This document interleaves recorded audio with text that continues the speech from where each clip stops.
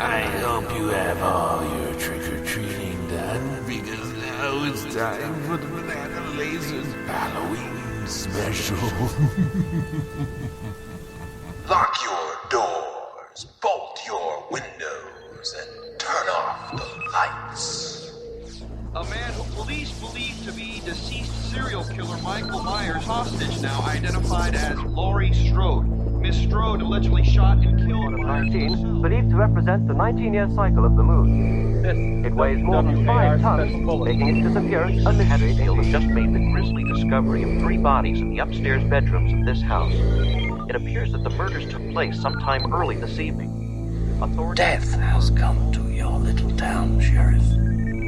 Welcome, Laser Nation, to the BananaLaser Horror Podcast, the podcast that has to be peeled to be believed exclusively at horrorphilia.com with your trio of sexy hosts, Alex Edwards. Yeah, asshole. Woo! Dave Z. Hey, yo! I'm a pretty simple guy. And Matt Wazell. Matt Wazell.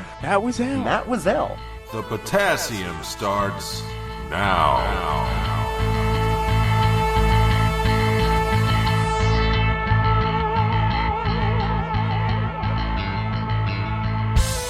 Rip off your shirt, show me your tits, and say, let's go. What's up? This is Willie with WURG, The Urge 94.9. Excuse me.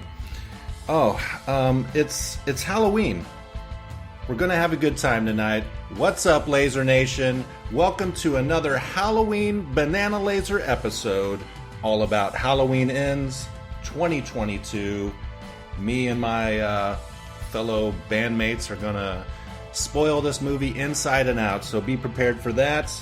My name is Matt Wazell, if you're nasty, and with me, as always, is the guy who just loves the fuck out of chocolate milk, Dave Z. What the fuck is up, Dave Z? Who's that guy? Where did he come from? Who's that guy? Where can I get one? I'm singing a song from Grease 2 because people are drawing all kinds of comparisons. Jesus. Because of a 2-minute ride in this movie. People are acting like they're on a motorcycle for like an hour of it, and it's like Grease 2, you know. So, but I'm happy to be here. It's going to be a real interesting show. Happy to have you. Grease 2, a movie that everyone here has seen. Many times. Yes, but we also got someone else here, and it's the guy who's still watching Hard Target after hours at work, Alex Edwards. I don't feel like pretending to be best friends with an ugly-ass boy podcaster. That was so random. Be random. It's the last show. How you doing? Yeah, it's our last show ever, right? So, wow. Well, this is it. Until age 50. It all ends tonight till age 50. How old will Jamie Lee Curtis be then? Oh boy, that's probably not that far off actually. If H2O was in the 90s, yeah. Well, actually, we have to review Spiral too because they kept that going too. Oh yeah. Oh. God. Back to the basement. Oh shit. Yeah, you're right. We may as well die in that fucking basement if we're gonna do Spiral. Do we still have that drip sound or? No, that was all real, Alex. I don't know what you're talking about. Oh, I mean, I was dripping my. Yeah, I was the one dripping the whole time. Actually. Oh, you were leaking? Yeah, that was Dave. Yeah, I was getting it on. Yeah, man, I was getting on with that rat. Remember? Oh yeah. Oh God. And Pin. No, not Pin. Rat? That's right. Hey, Dave. Sorry, I should have brought up Pin. Alex is the one that fucks Pin, not me. Right. What do you guys think of Halloween Ends? Oh, Pin. He's still here. I heard it's really polarizing.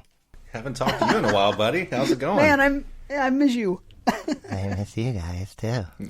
God, I think I hear some moisture jostling around in his skull. Is that from you, Alex? How much would you pay to see Alex fucking mouth fuck Pin? Oh. Well, at the lowest, $0. At the highest... And finish. Probably 1,000. I can spare 1,000 on that. So 0 to 1,000, okay. Mm-hmm. How about 500 each? Hold on, let's see if we can get Alex to do it. If man, I give you 1,000, will you do it? Does this go to like just Patreon people and then it gets deleted after they see it? Like, is this going to go on YouPorn or something? Wherever you want it to go or not go, it goes. We just want to see it. Does my face have to be in this? Well, we want to see you do it, so we have to see it. Right? Hey, so we have to know it's if you. If Rob Zombie can get all his movies crowdfunded, then we can get some crowdsourced funds for this. That's true. We should. Okay, well, yeah. So, turning it back to Halloween. Interesting show. I told you it was going to be an interesting show. Obviously. Mouth fucking pin. Yeah. Sorry. Yeah. Sorry. Oh, don't be sorry. This is what people tune in for. This is gold, Jerry. Gold. Yeah, so I think we've all watched this movie probably a couple times now. It's been a minute out for a while. It's a very divisive movie. I don't think zero of our predictions actually occurred from the last show that we did. But I think we should first off just address the major change of the movie, and that is the fact that Michael is not the main antagonist in this movie whatsoever. He is there, but we primarily follow the journey of a new villain, tortured soul, whatever, Corey Cunningham. Cunningham? Yes, exactly. Yes. Yes. Amazing. Yes. Took it back. The parallels. Why doesn't this say Cunningham? That's what should have happened in this movie, too. Well, it practically did, but yeah. Right, he was being bullied. Remember that shit? Time. That's a perfect opportunity. And this movie kind of did Christine stuff. And it's John Carpenter. Boy, they dropped the ball. It really did. They dropped the ball. Yeah, wow, no now I'm mad. Yeah. My rating just went down. Yep. Just because they didn't do a Cunningham. They lost and it's 0.5. Yeah, they did. If only instead of him breaking his chocolate milk, like they ripped through his sack lunch, like in Christine. That Right. And he went, fuck. What the fuck? Yeah. Maybe that's why they made it milk.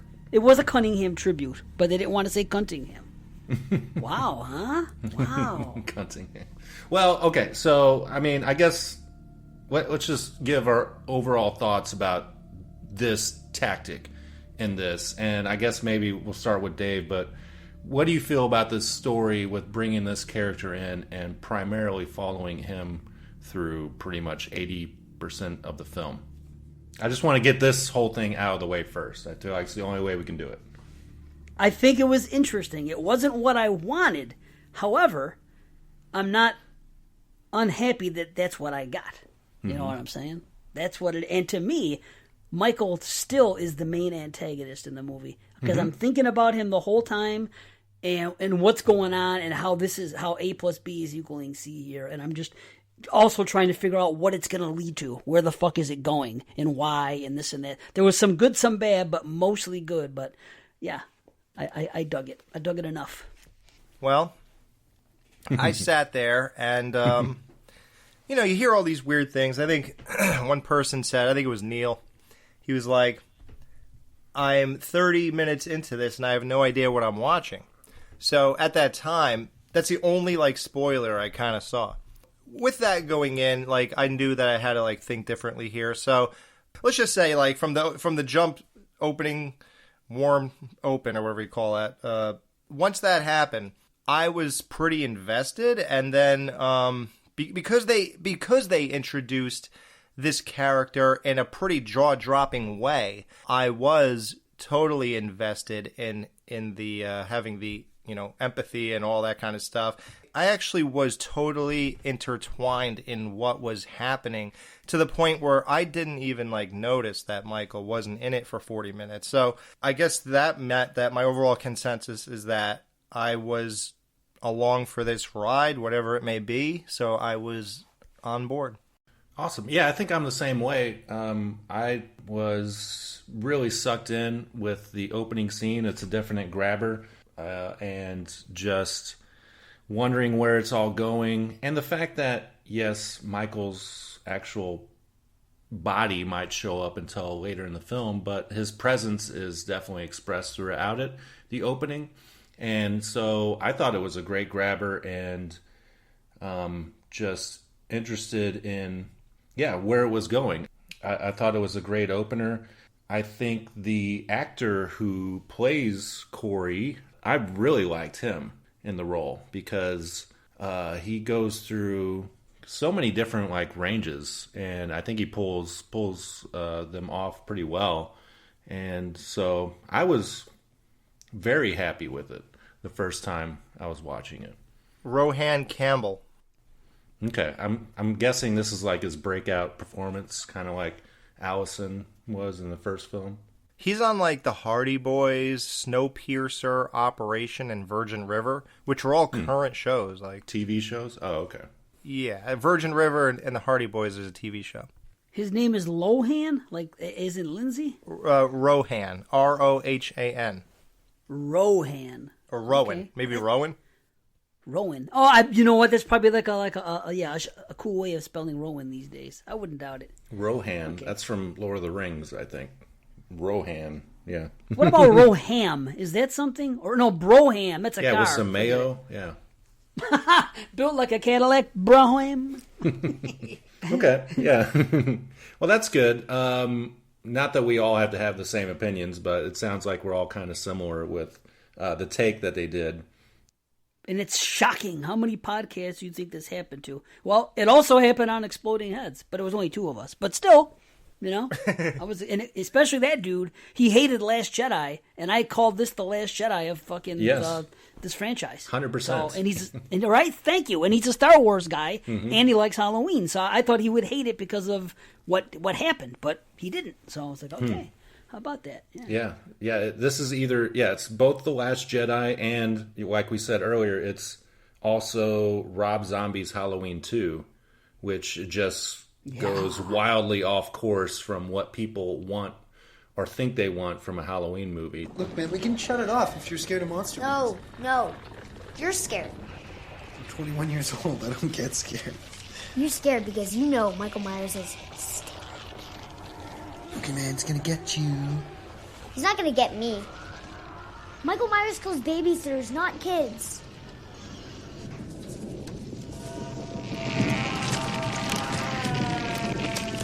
Okay, that's actually pretty disgusting and probably not appropriate for kids. Why don't we shut this off now? You can play hide and seek before bed. Your parents are gonna be home soon. I don't want to play no hide and seek. Stupid. I want to watch this movie. And I don't really feel like pretending to be best friends with an ugly ass boy babysitter. Okay, 5 minutes and then you're going to bed. You suck at babysitting. I'm not a babysitter.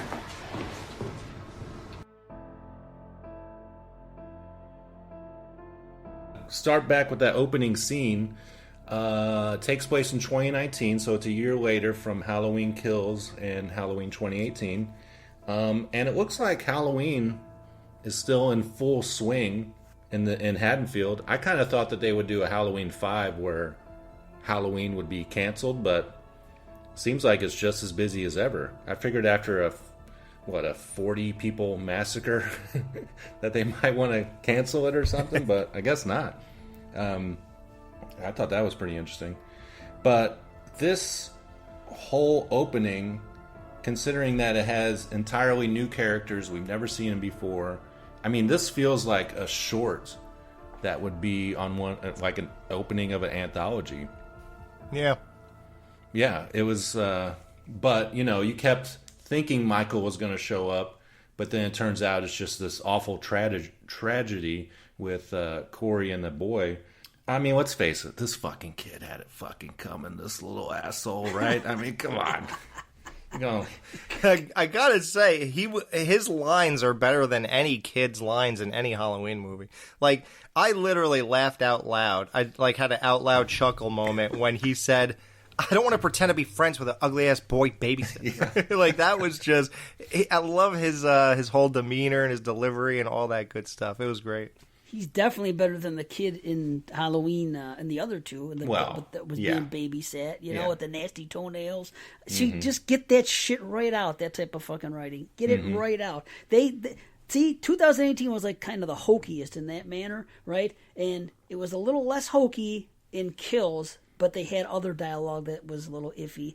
But in this one, it has the least amount of iffy dialogue and a better tone, like a dreadful tone overall, and that's what I dug. But what an open! Holy cow, that was amazing. So good. I loved it. Yeah. Yeah, I mean, this poor Corey kid. I mean, he lets him watch The Thing. Even though he clearly shouldn't be. He's been wetting the bed and talking in his sleep, according to his mother, because they never found Michael Myers. Imagine living in this town where he kills so many people, and you're what is he, 8 or 10 or something, and you're trying to sleep at night. Oh my God, I'd probably be shitting my pants. Yeah, but it's weird the way they set it up though, because he's like, Michael Myers doesn't kill kids; he kills babysitters. I'm fine. You're the one who's going to get killed. Yeah, I loved it. Yeah. And by the way, we called that whole thing. We said that in our Rob Zombie's Halloween review that they should have been playing John Carpenter's Thing while Lindsay was watching TV. Yeah, and when I saw that, I had the biggest smile on my face, and I thought of you guys. I was like, see, they finally, someone got it right. Like, he plays the original, he remakes it. When they do it again, they play his, and they finally did it. I was so happy. Dude, that fucking Ryan Turek did it again. He listened to that podcast and he stole that shit from me. That's what happened. Not only did he fucking never give me my Paranormal Activity 1 and 2 DVDs and blow me off when I talk to him, now he's ripped off my shit and passed it on. I am furious about it. Dave, you must have not watched all the credits, because there's a BananaLaser credit at the end. Yeah. Imagine that. Yeah, it's a big banana. Yeah. Nice. But yeah, I mean, yeah. And also, it's a good start because obviously the biggest character journey is Corey's in this film, and it mirrors Christine quite heavily. But it starts here because he seems friendly enough, but he also immediately gets annoyed with this kid while watching TV. And then if you get locked in a room, he just immediately starts knocking down the door. He's got anger issues built in. So this is showing he's already primed, I think, to be, aggressive. Wow. Don't you think? He goes to that door nuts. Yeah. I think they were trying to set us up that he has already got anger inside of him. We are all afraid of the darkness inside ourselves. Oh my God. Are you reading from Laurie's memoirs? Jesus. No, isn't that what Loomis said? Hey, was that quote? Yeah, wasn't that the quote at the beginning of this movie? Wasn't it there? And didn't they say it? And wasn't that the one that was used in H2? Halloween 2, yeah. He said it in the back of the cop car, yeah. Samhain isn't evil spirits. It isn't goblins, ghosts, or witches. It's the unconscious mind. We're all afraid of the dark inside ourselves. See, that type of dialogue is just fine with people. Mm-hmm. But others is not. You know what I mean? It's just, they're both kind of hammy in their own ways. But because it's scary sounding, you just go with it because you're a horror fan. Mm-hmm. I mean, I brought it up, but they used Laurie's writings as kind of a catch-up because after 3 years have passed and the town is gone sour, I guess, because of Michael Myers. The threat is looming. But the shit that she's writing in this book is I would buy it and read it, but I'm there's a couple lines in there where I'm just rolling my eyes oh my God, you need to help with this book. You can't publish this. You need an editor. Yeah, you need somebody to come in and be okay, let's say that, but maybe in a different way, that kind of thing. Haddonfield was a peaceful town. And then one Halloween night many years ago, all of that was lost. Michael Myers was pure evil. He took our dreams and turned them into nightmares.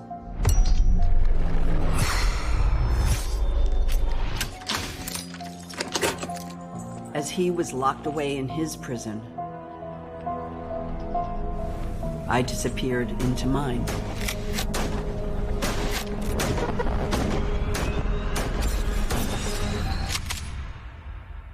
And then, as I predicted, 40 years later, he escaped. And Haddonfield was once again forced to confront this man in a mask.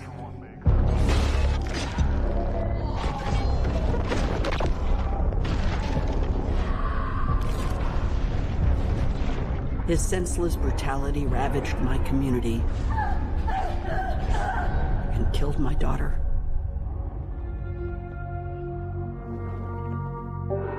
And then he vanished. Impossible? Perhaps. Truth would evolve into legend as people searched for motive and meaning, looking in the shadows for their boogeyman.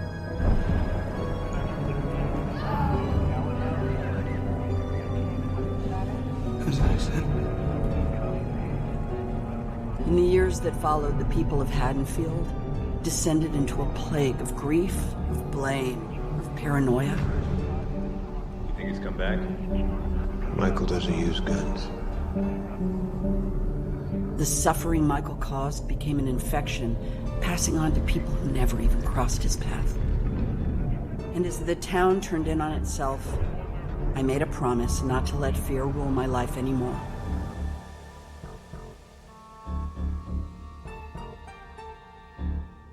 Did you not like it, possibly because it felt like too Hollywood, like they had to catch you up like a cheap way, or did you actually enjoy the fact that we were using these memoirs as like showing more character, stuff for her? No, I liked it for the movie. I'm just saying. Me too. Okay. Yeah, it Just worked checking. in the film to like catch us up, to like get us in the mood of why these things are happening. Like she has so many quotes, let evil inside, let him inside, the shape, all this stuff. I think it works for the movie. But as an actual memoir, if you take it out of a movie, it's like this is trash. But like I said, I would still buy it and read it. I feel like Blumhouse should publish this as like a real thing in her voice. I feel like they can make some money off of that. Wow, man! See the ideas that we have still. Yeah. BananaLaser LLC. By the way, somebody made a fucking Arbor Day or is making an Arbor Day. Shut up. I kid you not. I know I saw this online somewhere. A horror movie at that. I'm telling you, an Arbor Day horror movie. Can you believe it? Another one. They got us again. I'm telling you. Anyway, Alex, what did you think about it? Did you like that writing, her writing in the book, or was it eye-rolling to you, or was it a Hollywood trick, or did you like it for the movie and for the character? Not that it matters, but after the last movie, no, I thought this writing was a major step up. And I was thinking about it, and I was comparing it to Tommy Doyle and the things he was saying on the stage to do the same thing to us for that movie.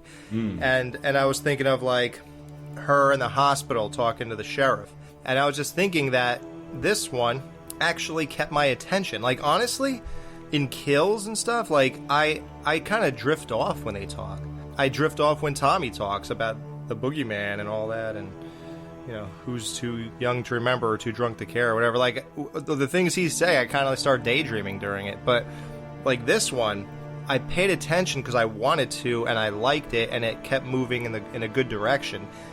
It's hard to explain, but I didn't feel like that's what it was, just exposition.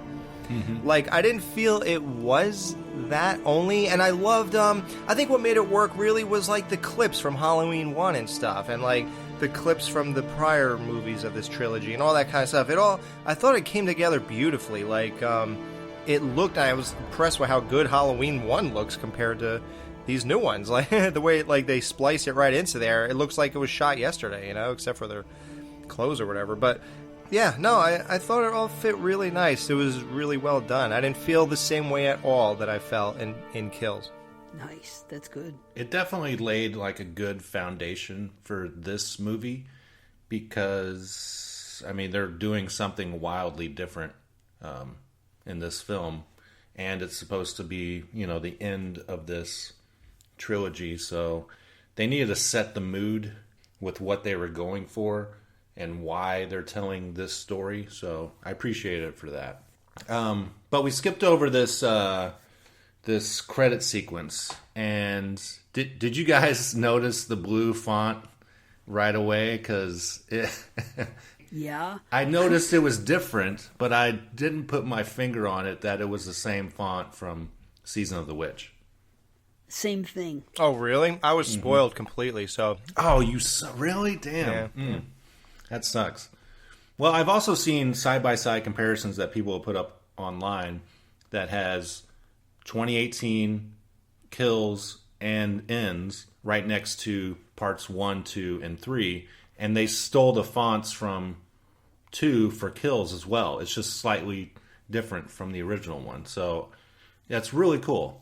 It's very cool. They tributed it, and you know what? This movie in particular, it tributed every freaking one of the franchise. I was looking at it and taking notes, and I'm like, every single thing, every movie from Halloween 78 to freaking before this trilogy, they took something from it, even if it's something small, in this particular movie. So I like that. And they've been so cool with, like, you know, giving nods to the original stuff the whole time, and especially Halloween 3. There's been Halloween 3 stuff right along, and they didn't have to do that. It's not even a part of the Myers timeline. So it's like, it just shows that they love the franchise. That's how I look at it.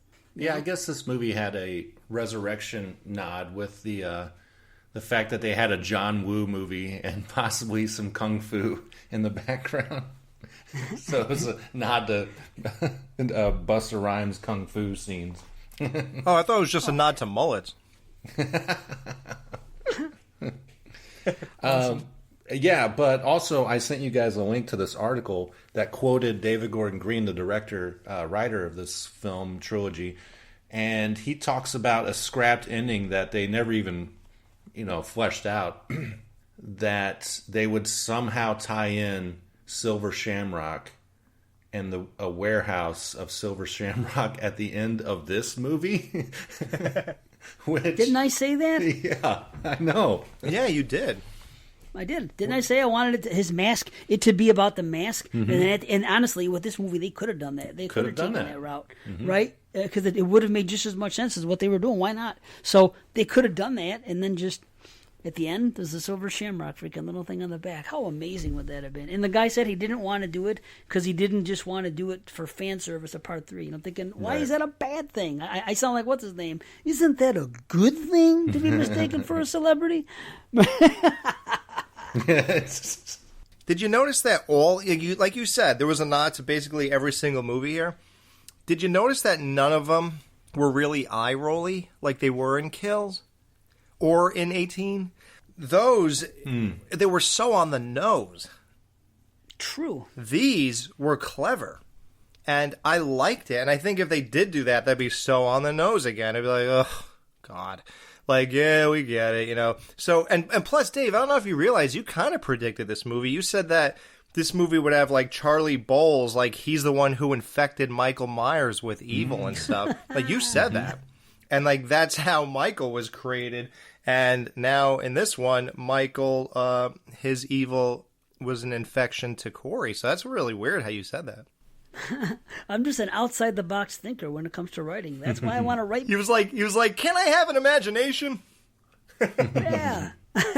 No. Well, that gets you in trouble, though. Yeah, right. Nope is right. It got him in. No, you can't, because people hate this movie because it's not a Halloween movie. This is not. Have you seen the petitions going around for people to sign? Like, get the fuck out of here. Just stop, Amazing. People. Yeah. It's Jesus fucking hysterical. Christ. Didn't they do that with some other show? Didn't they do it with like some finale of Game of Thrones or something? Game of Thrones, yeah. Because there was a Pepsi can in there or something? Or some shit? It was like a Starbucks coffee cup. Who cares? Yeah, something. Someone responded to the petition. They said, here's what you do when you watch a movie that disappoints you. Turn off your television and move on with your life. It's really as simple as that. This fan entitlement to demand exactly what you want out of anything is demented behavior. Nobody is reshooting anything for you. There you go. Who said that? Whoever, they're right on, but who said that? His name is John Squires. Oh, that guy. Yeah, Freddy in Space. He writes for... Oh, he's Boy Disgusting. Is he BD? Yeah, I think he's the editor-in-chief for Boy Disgusting. Oh, wow. Yeah. Okay. Yeah. That's good, though. I'm glad I agree with that. Yeah, totally. Guys, this is completely completely off track. I'm sorry. I won't do it again. But do you know what my father thinks happened in Rocky IV, who Rocky fought in his memory now? Do you know who he thinks he fought? Oh no.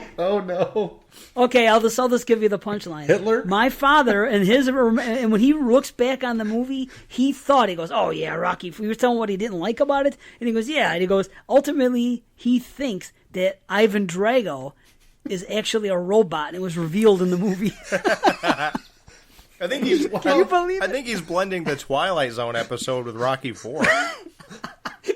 Isn't that what happens in Twilight Zone? Like isn't it called Steel? That episode, the boxer is actually a man, but it's supposed to be two robots in the ring.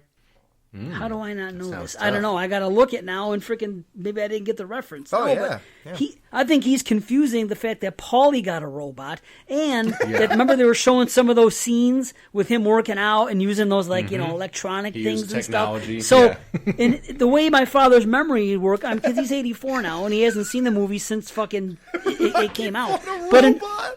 Yeah, he goes, oh, come on. He goes, and then they had him fight a robot and something. They're really reaching this time. I think that's Right. the plot of Creed 3. That'll be great. They ripped us off again.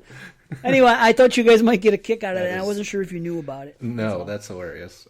I mean, yeah, he's not wrong. There is a robot in there, like from Chopping Mall or whatever. So, yeah. Wow, I'm wearing a Chopping Mall T-shirt. How about Oh, that? right on. Because the Skeleton Crew one I thought was going to be a little tight. Wow, how about that? It paid off. Nice. Yeah. I can read your shirt. Yeah, so then we're thrown back in at the start of the movie, back with Corey, and you see what his life, I guess, has become. He's still not like going to college or anything.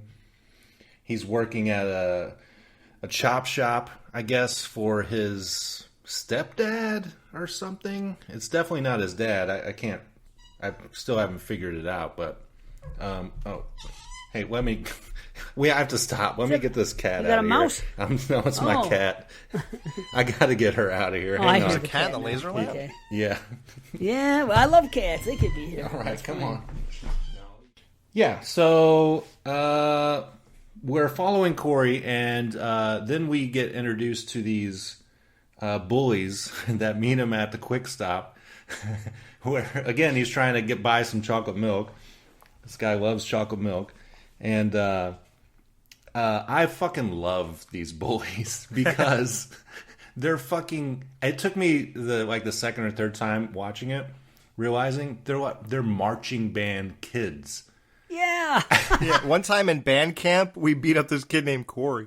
I couldn't believe, instead of jocks and like hoodlums and stoners, it's fucking marching band dorks. Like, wow, the world has changed, you know? Right. Yeah. Instead of 35-year-old mechanics in high school, they're a band. Yeah, and they're actual children. I mean, yeah, the more I thought about it, you know, kind of like, it's like, well, maybe they're still trying to, because, I mean, Corey just like shuts down in this scene when they're picking on him, and they jump all over it. And so I guess the fact that they're in band and also half of his size and like 5 years younger, I guess they are trying to, just show how broken, I guess, he is from all this stuff over the past few years after killing that little boy. I guess, because he definitely does not stand up for himself one single iota. He folds like a piece of paper. It's when they mess with his mind and start calling him a pedophile and a child murderer and all that. That's when he just totally shut down. I was like, oh, Jesus, they know who I am, too. So, like, and of course, pedophile is not a real thing. They just call him that because he has something to do with children, I guess. But, yeah, so he's 25 right now, and he was 21, the same age as Michael when he escaped when he first killed that kid. He's 25 now, huh? Yeah. Wow. Oh, that's another wow, similarity. That's pretty cool. Well, I understand why he folded too.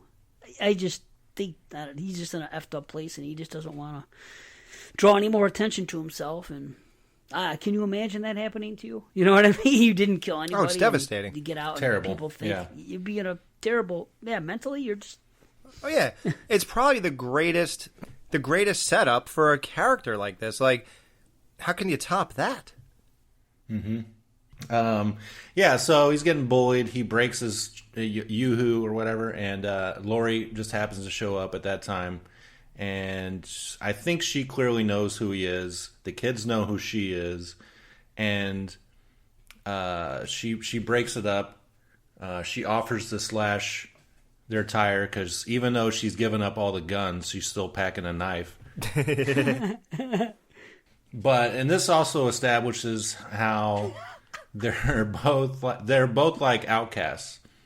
I mean, even though it's kids saying it to her, we do see later, like the female victim from Halloween Kills who got the light bulb in her neck, and her sister's like, you know, why are you so happy? You know, it's because of you. My sister's like this. So I think they're trying to establish that they're all outcasts, Lori, Allison, and also this boy. So they all have like a bond, essentially, you know, as to what they're all going through.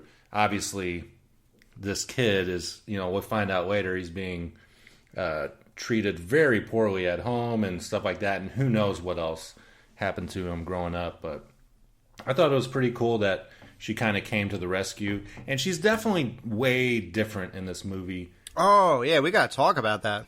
Yeah, even in her acting, you can see that the weight is off of her. She's really good in this movie, I think.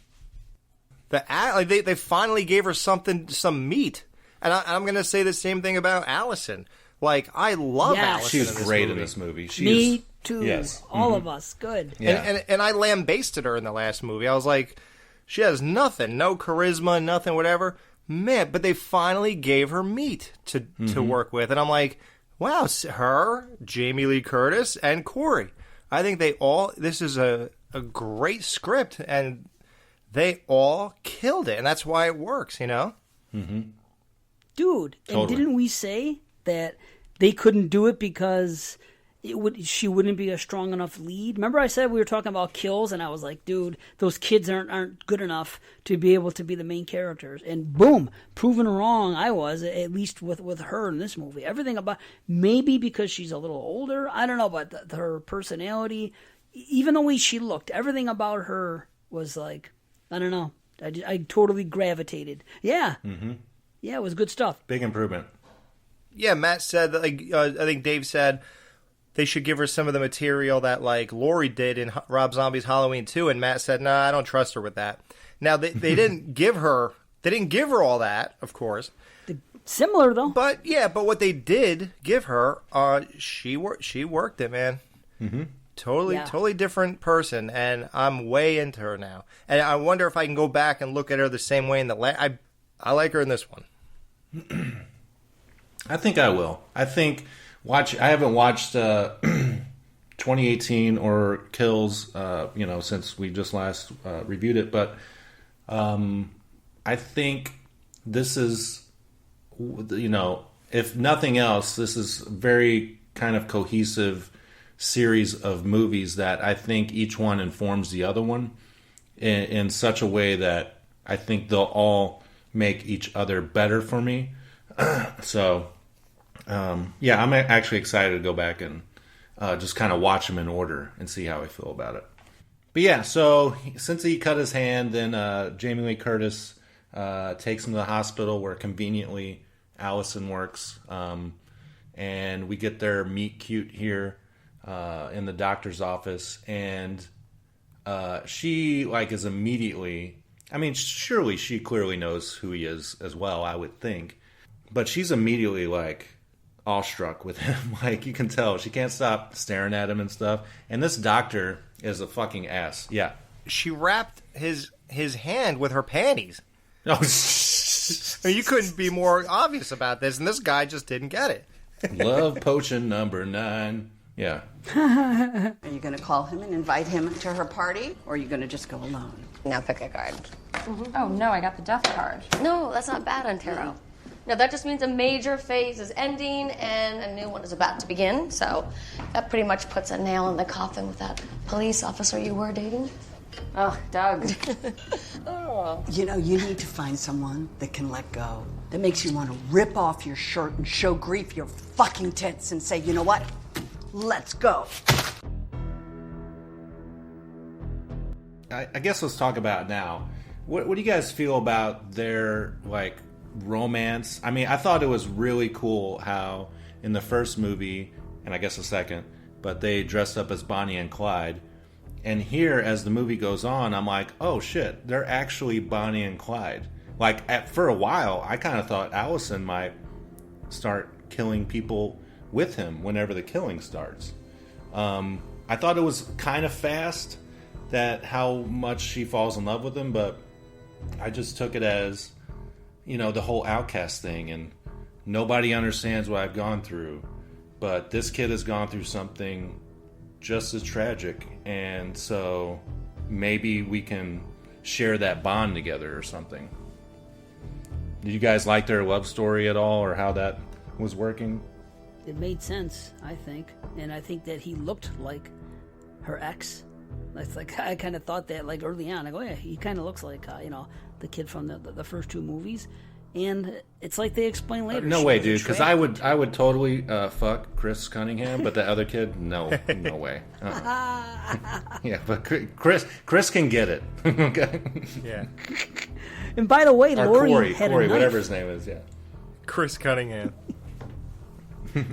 Yeah, good old CC.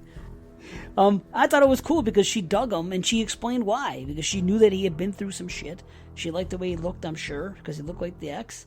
And it makes sense to me. And the funny thing is, Laurie tried to bring them together. She played the hand, but honestly, but Allison didn't even need Laurie. She was attracted to him for one reason. That's the tragedy of this, is that she was trying to do good by helping two tortured souls, her granddaughter, well, and her. Actually, she'd feel better too, but herself, her granddaughter, and Corey. She was trying to help these people that have been through trauma, which is, you know, what this movie's about. And they've been through it, and they're like, okay. But then the cool thing is she was attracted to him for a different reason. She was attracted to the dark side of him. That's why it becomes so tragic. But it's cool that it all... I think it's really cool, though. It's realistic to me that would happen. Mm-hmm. So, well, and also she has this ex-boyfriend or guy that she dated who's a cop. Oh god. And who's he looks so old. Yes, exactly. I can't believe it. Didn't he? He looked like Sheriff Brackett. It'd be like me dating her.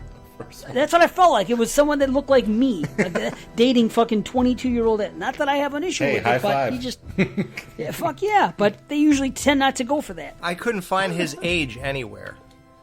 He's like the polar opposite though of Corey, in every way. He's a cop, he's supposed to protect or whatever. So maybe she wanted to date a cop because she felt vulnerable or something. I don't know. Maybe I'm trying to read too much into it, but... well, all I know is Corey said all she needs is a lift and 2 screws, so... I know, yeah, I know. And she had no reaction to that. Well, and that's another reason I like this movie, and I like Kills. I guess the writing in general, now, not necessarily the dialogue all the time, but the writing, how everything flows. You know how when you're watching a movie, and then... things just seem to jump around and happen, like, well, why are we in this scene now with these people? Well, in this series, everything makes sense. Like, the cop pulls her over, it introduces the muffler, it also introduces that they used to date, it also introduces the fact that there's probably something living underneath this overpass, and then she goes... that's an excuse to go to get her muffler fixed and all this stuff. Everything just works. I'm never confused as to why things are happening, which is good. But, like, this whole movie, did you guys notice, like, all of it, like, everybody seems to be destined to be surrounded by each other. What are the odds that Allison is going to end up with the guy who gets infected by Michael? What are the odds that Laurie is going to bump into him and bring him to Allison? there are so many moving parts here that it all had to sync up perfectly to work. In the Halloween franchise, you should actually be eating that up because you've been getting that for 40 years. Even in H2O, like when you get the same like parallel scenes, like the girl looking out of the window and Michael's there in the school. 2018 when they show Allison and Laurie's out of the window. Like all these things always sync up and they always match each other and stuff like that. So like this movie has a lot of that, and I guess I'll point it out as it all keeps happening. But like even with like Laurie and the sheriff in the supermarket when they're talking. Pretty much coming up here. They're playing the Muzak version of Don't Fear the Reaper over the loudspeaker. Oh. What? Oh, wow. Really? Oh. I didn't realize that. I loved it when it came on later. It's on the end, right? Yeah. Yeah, and it's fucking great. I loved it. But what are the odds of that, right? But like even everything, like Michael killing his sister on Halloween, then Michael escaping Smithsgrove on Halloween, then Michael getting transported on Halloween in 2018, you know, like, oh, and in part 4 he was transported on Halloween, you know, like yes. You gotta go with, you cannot fight this. What are you, insane? That means that you don't like any of this. That's modern. I've been saying this for so long. The way people critique films nowadays, they're unfair to newer films and they give older films a pass. I've been saying this for years. I don't know why, but here's the part that sucks about it all. Everybody has a voice now. Everybody has a podcast or a YouTube, or they could just go online and spew it to fucking quote-unquote friends across the freaking country and the world because they can. So that's the worst part. Wouldn't it be great if people just, like... enjoyed things? Yeah. Right, along for the ride. Yeah, along for the ride that they would have been in the 80s if they were there, or even in the 90s for whatever generation. It's so weird, but they honestly are. They're more critical. And I've said this before, but sometimes people have talked about things in movies, and I say, you know what? If I'm able to accept Jason Voorhees in part 2 and come up with connecting the dots to why he is what he is and how he's there and everything, I should be able to accept this too. Why should I be unfair to, when I'm talking about modern movies? Right, what's the difference? That's correct. I'm along for the ride, man. That's movie magic. So what? You either are in it or not. But, I mean, if the story is fiction, let it be fiction. If it goes too fantastical for your liking and something that you think should be more grounded, well, then you just don't like it. But, I mean, a lot of people seem a lot more accepting of it back in the day, and I don't understand the difference now. But I go with it, man. That's all I'm saying. That's what we're here for. Enjoy the ride. Yeah, no one questions why he found Laurie in California on Halloween weekend. Like, why would that make sense? Yeah, or why does any of this work, right? You know, like, he woke up a year later after being fallen down a well. A year later to the day? That's okay. Part 5. Yeah, we're okay with that, right? Like, it's just strange. Why are you all okay with all this stuff, but suddenly you pump the brakes when new shit comes out for you guys? Like, it just doesn't make any sense to me. I just don't get it. This is all about alignment and destiny and people just meant to be in each other's lives, and this is all supposed to happen. Laurie literally... the only reason Michael's with her in this movie is because the way all these moving parts worked. It wasn't because he looked for her. But you could consider that as great, which I kind of do. I don't know. But again, I don't want to jump ahead. I'm just like trying to paint some broad strokes here while we're doing this. But yeah, go ahead. Well, check it. Let me ask you guys one thing. Don't you think that actually makes it all the more tragic that all these things had to sync up? Like something that happened to me at work recently. And I hurt my foot, okay? That only happened because it was a perfect storm of about 3 or 4 factors happening, and that makes it the more tragic. It's like, can you believe this happened? All this stuff had to fall into place. One little thing goes off a different way, and this doesn't go down. Isn't that crazy? And look what happened. What a shame. That's what happens here. I think that it adds to it, you know? Yeah, I hate to pile on, but that's the actual sign of, like, good writing. Because no character is wasted, and nothing is wasted. It all flows. It all makes sense. Like if you read a book, this shit happens all the time in books. But people want to tear movies down more so because they don't make sense. But this is how you write well, and so it makes perfect sense. Even in Misery, what are the odds that the girl's favorite author crashed his car right next to her house? Right. But nobody thinks that's weird. You know what I mean? Like, why? Why is that okay, though? Like, it's weird how we pick and choose these things. Sometimes you got to, like, open up the eyes to this type of stuff. Yeah, man. Don't be in a rush to stick it up your crack. Banana Laser will be right back. Tonight's episode of Banana Laser is brought to you by Sundown Sacks. Are you a mongoloid? Do you have facial deformities? Or are you just plain ugly? If you answered yes to any of those questions, odds are you may just have murderous rampages as well. Once again, if the answer to that question is yes, this is what we're here for. Help us help you. We're Sundown Sacks. Murder is never easy to commit, but when you use a sack, it helps out a little bit. It makes you a more charismatic killer. Your chances of getting caught decrease. You don't want to use a potato sack. Let's face it, they smell of spuds. You don't want to use an onion sack. They make you cry, and let's face it, if you look the way you do, you've probably already done your share of crying. Some people think pillow sacks work. Pillow sacks, number one, they're played out. Number two, they slip. Some of them are transparent. It's just not something you want to do. This is where Sundown Sacks come in handy. We operate solely online, sundownsacks.com, and we have the 1-eye or 2-eye version, whatever it takes. We are 100% burlap. Satisfaction is guaranteed. We can even move one eye up an inch, down an inch, or whatever you need, depending on your deformity, for a small fee per inch. So, once again, help us help you. Sundown Sacks, sundownsacks.com. Sundown Sacks.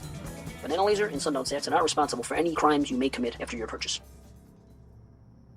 Yeah, speaking to the perfect storm, and I brought this up in our 2018 review, I'm really happy that Laurie is like moved on and she seems happy and great. She bought a new house and, she's even putting up Halloween decorations and whatnot. Yeah.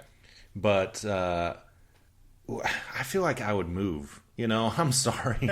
Like, what else is keeping you there? She's not like dating Frank, the cop, although they flirt real hard. Like, she definitely got wet during that conversation. Oh, yeah. And, Alice, your daughter and your granddaughter's mother is dead because of a murder. And you seemingly have no other family. I'd fucking at least move a town over or something. I don't know. It's just me. I think she wants to face it head on. I think that's the way she has decided to deal with her trauma. I think she has decided that I'm not going to get over it if I go somewhere else. I'm just going to consider that running away. I think I want to face this head on in the place where it all happened and then heal myself here, because then I think I'll truly, if I can heal myself here, then I can heal myself anywhere. So that's what I think. It's like an empowering thing for her. Just a theory. I don't know. No, it makes a lot of sense. Yeah, I get that. Did you guys think it was weird when they left the supermarket, that lady put out that yellow sign that says "Caution, wet floor"? I was surprised that Frank wasn't in the movie more. I think he's got 2 scenes, one here and one later. Because I was curious because he had such kind of a big part, in the flashback of the last movie. I thought he was going to have a bigger role to play, but he's just kind of sidelined to make it more of the family, the Strodes, and about Corey. Yeah. Oh, yeah. Speaking of that cop, I wanted to ask because since we missed, or at least I think Dave and I missed, the fact that the woman hurt with the light bulb in Halloween Kills was like the caretaker of the cemetery in 2018.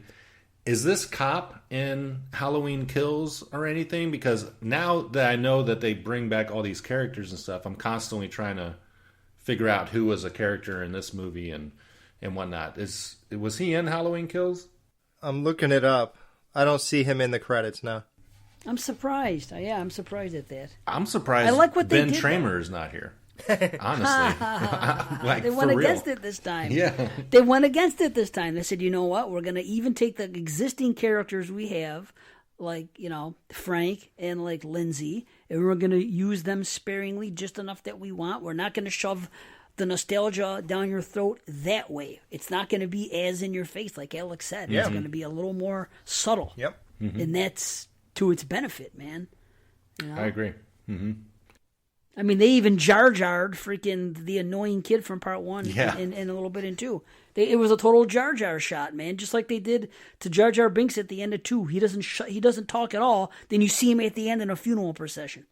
I mean, I don't know, man. That's probably on purpose, too. I was hoping they were going to make him a senator. You know, I was really hoping for that. God. That's true. Why is he a senator in Attack of the Clones? Jesus Christ. Just to shut him the fuck up. Here you go. God. Just take a job. Nobody cares a what senator. it is. No, fuck a senator. It means nothing in the Galactic Empire. Just go.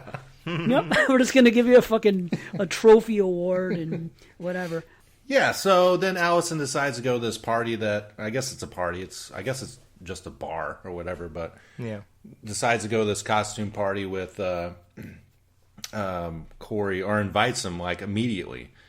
And I forget exactly how the conversation goes, and I think he like turns it down or something at first, but I'm like, dude, are you... He says, I don't have a costume. I don't give a fuck. He's just like Jimbo when he goes, no, we have no suits. No suits. It's like, dude. Like, if a chick this hot asks you out, like, right away, you fucking say yes. Like, come on, what else do you have going on? Yeah, and she goes, I can fix that. And he goes, oh, okay. Yeah. Yeah. He should have been like, all right! All right! The most 80s moment of any movie is that, by the way. I love it so much. And he double fist pumps. Yeah, exactly. Yes, all right! Oh, what joy. I tell you, I want that on a t-shirt. Just that. All right! Banana Laser's back. All right! Yeah. Right. Oh, we used it on our thing when we did our trivia game. Yeah. And we got the answers right. Yeah. Amazing. Yeah, that's good. Wow. Yeah, so, she dresses up as a sexy feline, I guess, or if she just wears a mask. And then he scores this scarecrow mask that I didn't think too much of, but when he starts killing later, I was like, this could be its own movie. Like the Scarecrow Mask Killer. It looks really cool. And I think whoever makes those Halloween 3 masks should start making those. Get on that, right? I would definitely buy one. Don Post. Oh, yeah. Don Post. This guy's been dead for 60 years. Whatever. Oh, what's that company called? Not Silver Shamrock officially. Trick or Treat Studios. Oh, yeah. Yep. Mm-hmm. Yeah, good shit. So what was I going to say about this? Okay, that's the problem people are having, what you just said, Matt. Oh, no. That this movie could have been about these two, but because it's the same complaint that people had, and maybe rightfully so, about the Halloween franchise, about the Hellraiser franchise after Part 4, that these were just scripts that were written to something else, and they just wedged freaking Pinhead and Cenobites into the story. That it was actually written for something else. So I think that is the complaint that people have about this, that this could have been just a cool story as something else, but not in my Halloween movie. Right, especially the one that ends the series, which that I do understand that part. That complaint, I will have to side with the true blue, and I'm a Halloween 78 fanboy, I admit it, but people that are even more passionate than we are about that movie, when they look at it and they see this is called Halloween Ends, they have a little bit more invested in their excitement of it, and this was not the right movie to choose to take a hard left turn in. I can understand that complaint. I'm okay with it, but I understand why some people don't like that. I'll say that. I agree. My one thought about that, because I felt the same thing. It's like, well, yeah, you're kind of justified in, thinking like this is supposed to be a great, ending, and you tell this other kind of story about the town and this other kid, before that. So I agree with you. I had a thought the other day. I was like, well, what if they made 4 movies and this was the 3rd movie, and by the end of this movie, Corey's dead and Michael comes back at the end of this movie, and then there's an actual final movie of that people would actually like, more traditional, I guess. I would like that, That way people would feel more satisfied with a more Michael, quote, send-off. So, But yeah, I agree. Agreed. Wow. No, Alex? I don't know. I kind of like the whole look what this has done to Haddonfield route. And I think that they just did that really well. And then we got a whole specific vehicle of not only what has it done to Haddonfield, but what Michael has done in specifics to this one person who is tied into this Strode family. I get that complaint, sure. I didn't need another, like, same old thing, I guess. I don't know. I guess I'd rather just say what I thought, like, when I walked out of the theater at the end of this whole thing. But I feel like didn't we get enough of that in Halloween Kills? I mean, I don't know. But again, it is odd to do it on the third and final, sure. And maybe this should have been the second movie and Halloween Kills should have been the third movie. I don't know. I mean, but I guess it's what everybody just wants carnage and they want, like, Laurie Michael, Michael killing people on the way to Laurie, then killing Laurie, or whatever.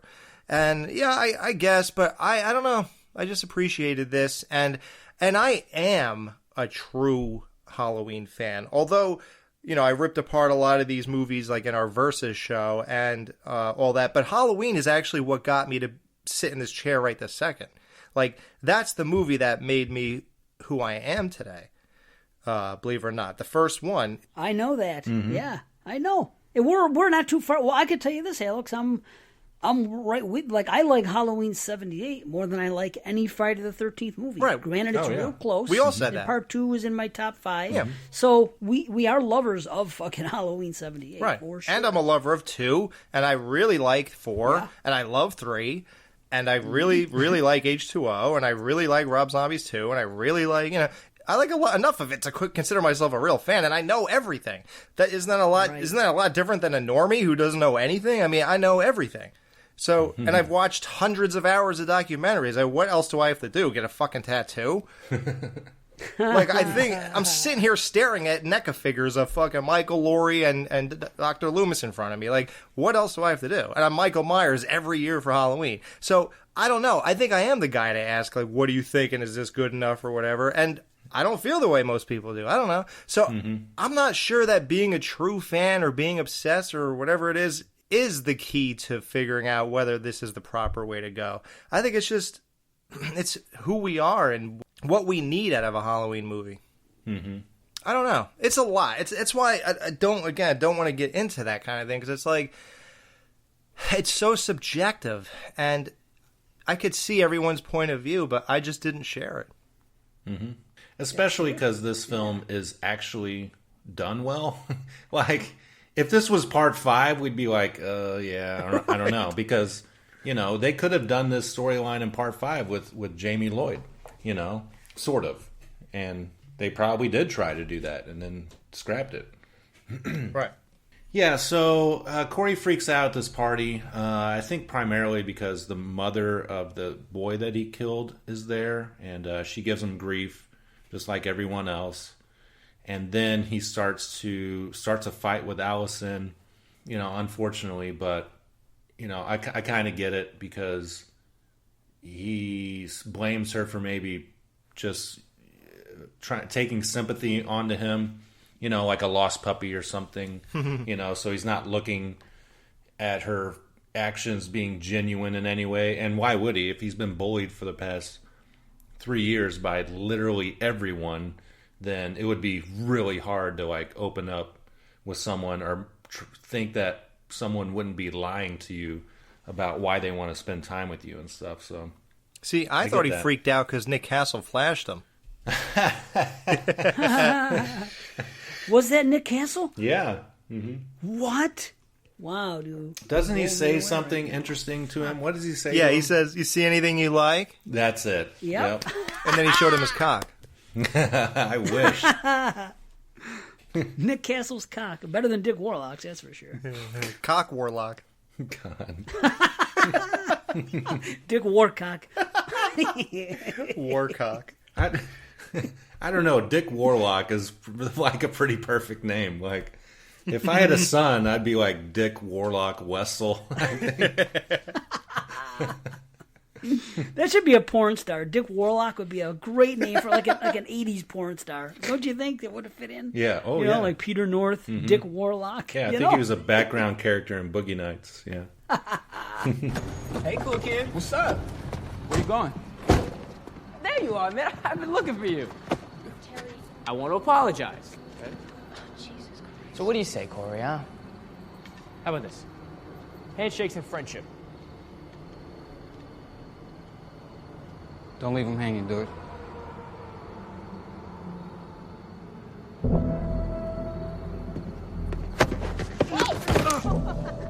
What is your problem with this kid? This guy fucked up the LeBaron. Hell yeah. Dollar store designer friend? Oops. Hey, let me help you out. Come on. Are you okay? Whoa, get the fuck back! Hey, Get back! Get back! I'm just trying to help. Get back! You gonna murder us same way you killed that kid? You little psycho bitch. You don't know what you're talking about! You don't know what you're talking about! You just act like a goddamn asshole because your father treats you like one. It's contagious, right? What did you just say to me? That's right. I know what it looks like when somebody hates you. When your father fucking hates you. He hates me? Billy. He hates me, huh? He Hey. hates me, right? Billy, knock it off. Billy. He hates me? Billy. Shit! Oh my God. Terry, what did you do? He fell. Well, Dick busted it. Is he dead? Go down and look. You go down and look. I didn't push nobody. He fell. Bullshit. He fell? Yeah, that's my story. Let's get out of here. Yeah, so they split, and Cunningham is walking home, and the bullies find him, pull up, and happen to be at that same overpass. This is the part to me where, watching it in a theater, where it clicked that it's Christine. Well, this and the next scene, I guess, but the fact that the kids break his glasses took me right to that scene. Yes. And Christine. That was the moment where I'm like, oh, yeah. Because that crunch in Christine is so satisfying. I love that moment. From then on, he's like a changed person. And I'm like, oh, they're doing Christine. Especially after, well, they fucking push him off the fucking overpass. He doesn't break a bone, surprisingly. Wait, did you guys realize he never puts glasses back on the rest of the movie? The second time I watched it, I did, yeah. I noticed it right away because I wear glasses now. So it's like, yeah. I don't know what he's going to think. You know what I mean? Because I'm in that world. I'm like, I wonder how he's going to react to that. And I'm like, he flipped the fuck out. Okay, I guess someone has real bad eyesight. Good. I mean, I'm fine without my glasses. I just can't read some close-up things. But, I mean, I know some people, man, they fucking, they have to have their glasses on. Yeah, I can't see my cock without them. I can't see mine either way, so... I can't see yours with them. That's why I like to fuck little kids. So, everything's big in their hands. Yeah, suddenly you feel like a stud when this little kid's grabbing it, right? God. I'm going to jail. So, Yep. Jeremy spoken. So this is my, I guess the first, I don't know how to take it kind of scene, and that's where he gets drug into the pipe, I guess by Michael, and then he wakes up, and then Michael comes out of a crack in the wall. I think this is the first time we see him. He's been living in a crack, still has that mask on. That thing is got to be fucking disgusting at this point. Yeah, why are you wearing that alone in this place? That's why. Oh man, I just figured he's got to smell so bad terrible. that he has to be hidden in a fucking sewer. Yeah, they'll Where smell else him could a he mile go? away. They would. Yeah, they'd smell his ass, so he's got to get someone else to do his killing for him. Wow. Was the Myers house above that where they were? Because they demolished, right? So was it above that or no? Wow. I'm just kidding, dude. I'm totally just kidding because of Resurrection. Okay. I'm like, I thought, didn't they so. destroy it in this movie? Didn't they say that in the beginning? Yeah. I was just trying to put all together and make a joke. But. Again. Yeah. Oh man, it would have been amazing if it were true. It all makes and sense. To Christine, how about the end of the movie with Michael? And I'll just leave it at that for now. But that's another Christine thing. Mm-hmm. Yeah. The way he's disposed of, if you will. Mm-hmm. Yeah. Yeah, so, okay. Michael grabs him. He's struggling. And obviously Michael is, and we'll see it even more later, he can't do shit, basically. He has almost no strength to him. He's taken down very easily. But we get this moment where they lock eyes.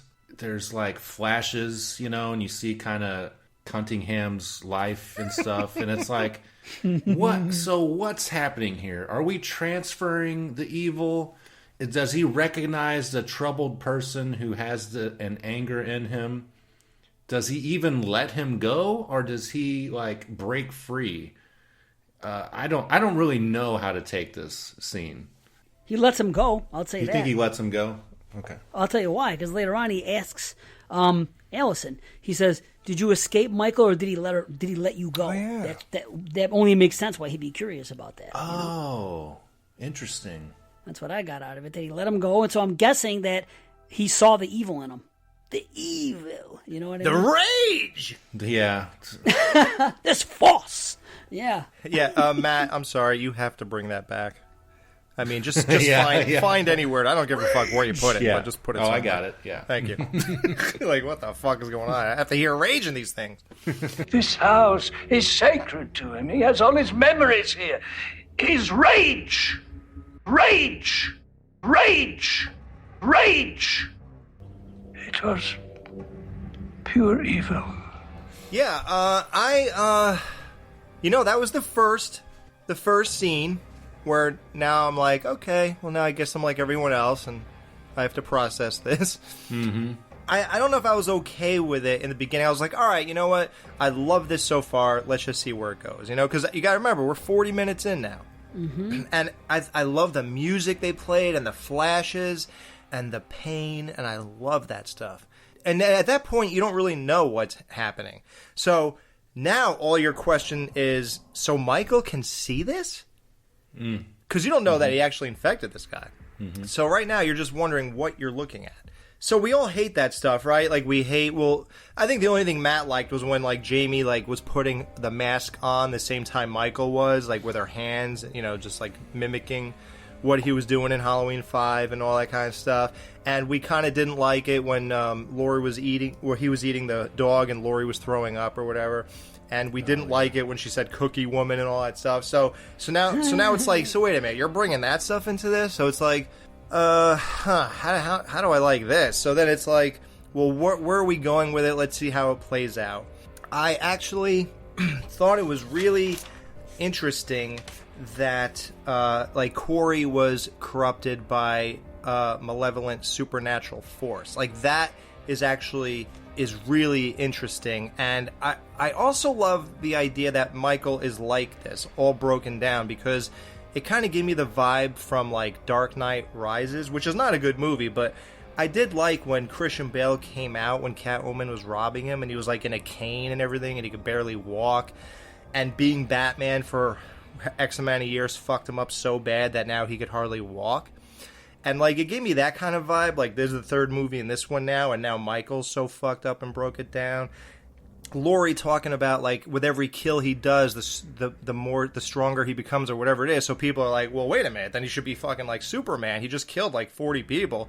Why is he all crippled up and messed up here? Well, he also got pretty fucked up in those two movies, so maybe maybe those kills are the only reason he's even alive. Like, he should be dead. So it's not going to make him Superman. It's just going to keep him alive. And now he hasn't had any killings for like 4 years, except for that one on the billboard. You see that a girl was missing like last Halloween. So maybe he kills and drips and drabs, whatever.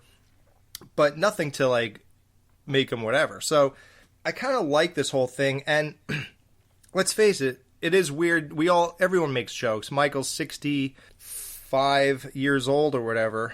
The evil, it's going to outlive the human body. It's like, it's an interesting thing to like the evil just travel through different vehicles. And we hate Jason Goes to Hell. So of course we're not going to be on board with that either. And I don't want to see a Corey Cunningham movie, with Michael's mask on. I don't, even though I love Corey. But so there's a lot to juggle here, and there's a lot to unpack and process. And it's like, I don't know, but I get it. But we ultimately don't have to worry about all that because we know the ending. Mm-hmm. Can you fix this for me? Can you fix this for I'll me? try. Because this is my problem. This is where you and I differ on this. To me, if you're going supernatural, you can't go supernatural and reality-based. So for me to say Michael is beat up because of everything that happened at the end of, Kills and everything else, which I agree with that. That it's 4 years later and he's beat up from it and he's 65 now, he's older. To me, that's like saying, okay, now I'm basing this in realism. It's not supernatural because if he was supernatural, why would he get beat down at all? Wouldn't he just be this force? You know what I mean? Wouldn't he? So that's the problem that I'm having with the movie. Like I wish they would have chosen to go one way or the other. It's too reality based to say, well, he was beat up, this and that. He had to recuperate and get. But then you're saying, okay, well, it's a supernatural force that's inside him that he's going to pass on to Right, Corey, the body can't or what sustain, have you. right. Yeah, so that's the thing I'm having difficulty with, and I want to be able to commit and say, okay, this is it, and this is the reason for.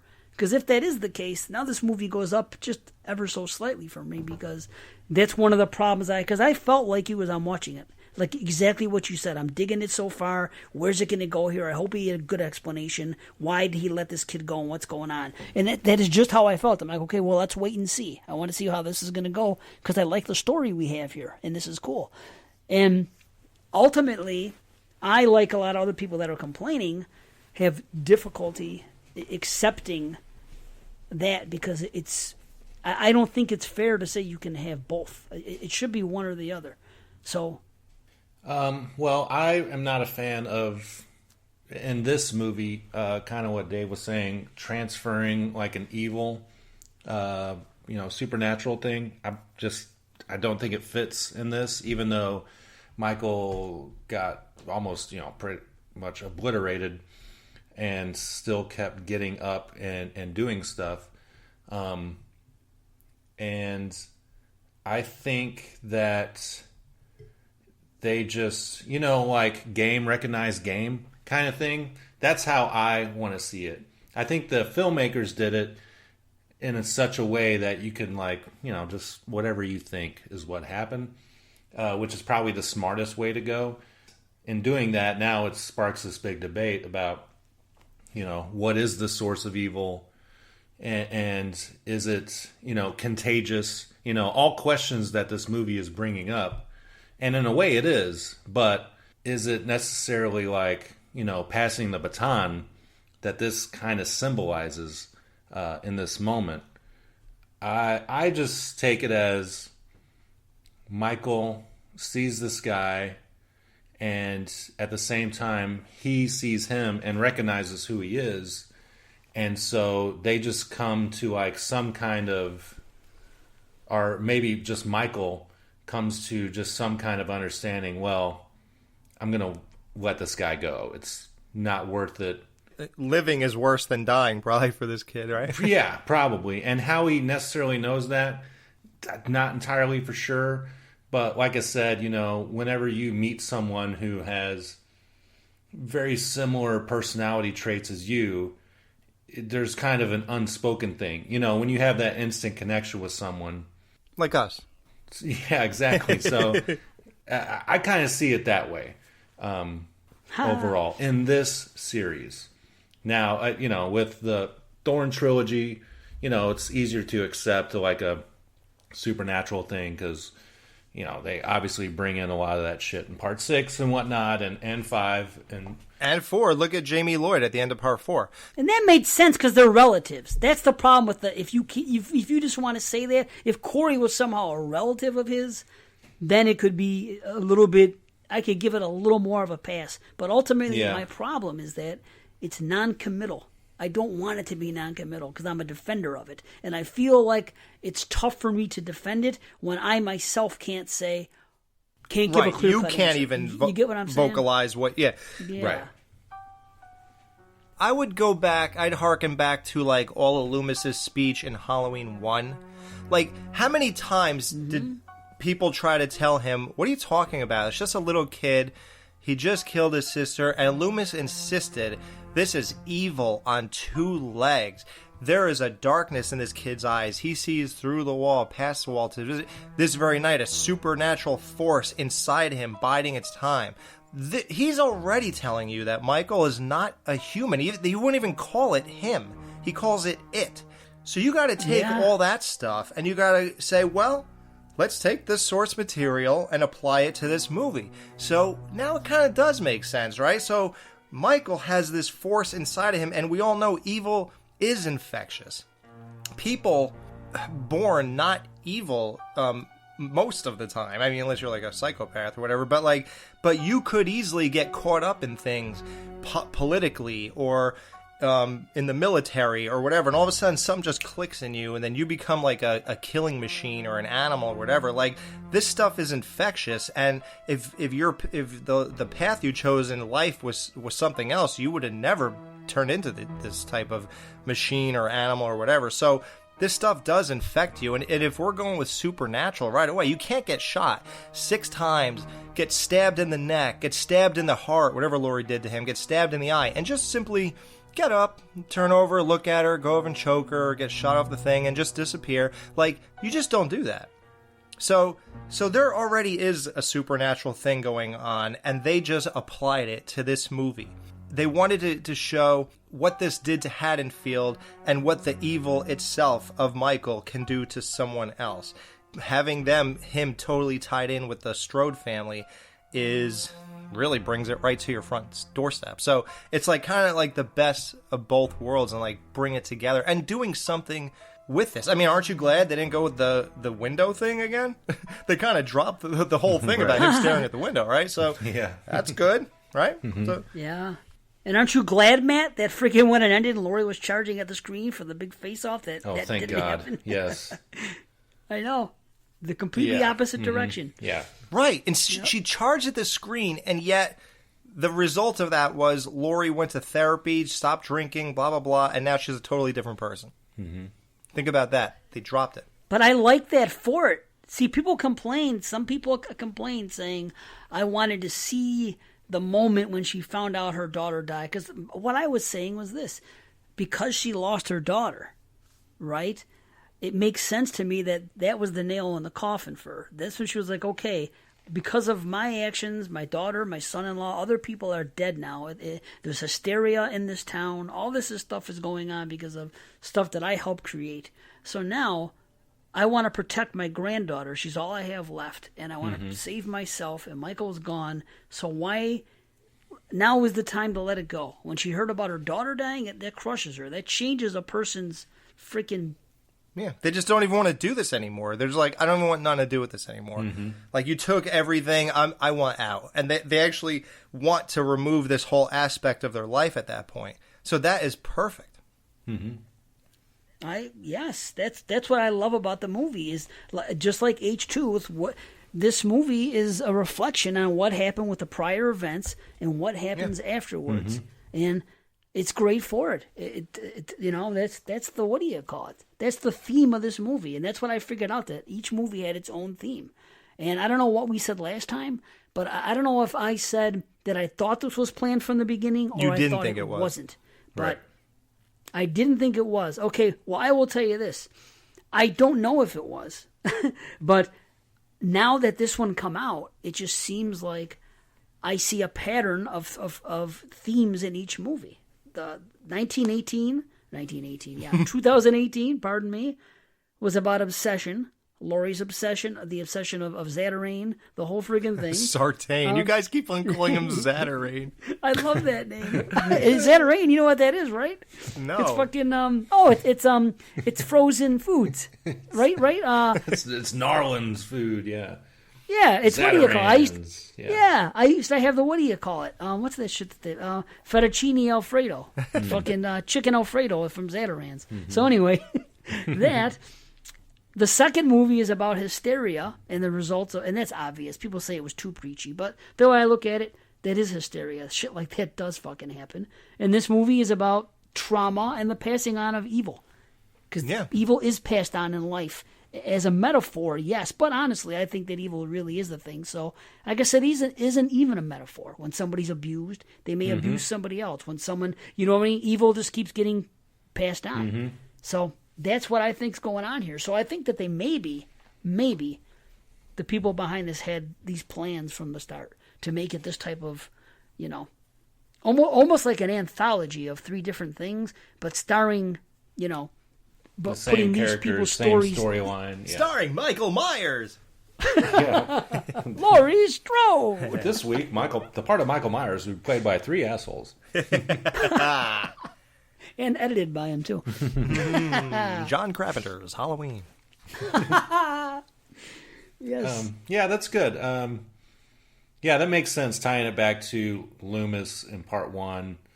You're right. They didn't, inject anything outside of what was already a basis in the original film. So that's smart. Yeah, that makes I just sense. wish his body didn't break down, because then you're having both instead of just having it supernatural. You know what I mean? Here's how I take that is, and I get it, the human body can not resist some of this stuff. But as we see later, when Michael does his first kill, he has a killgasm, essentially. Yes. Yeah, and he does.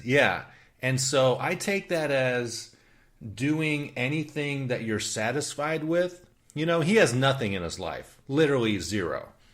You know, he doesn't go to ball games or whatever, eat chili dogs and shit.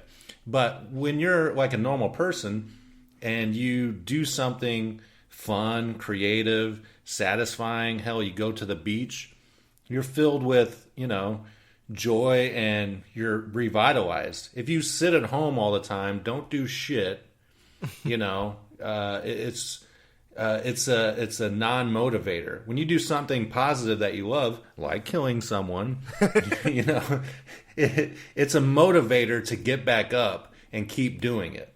Now, is that a 1-to-1 ratio? But that's the only way I kind of look at it.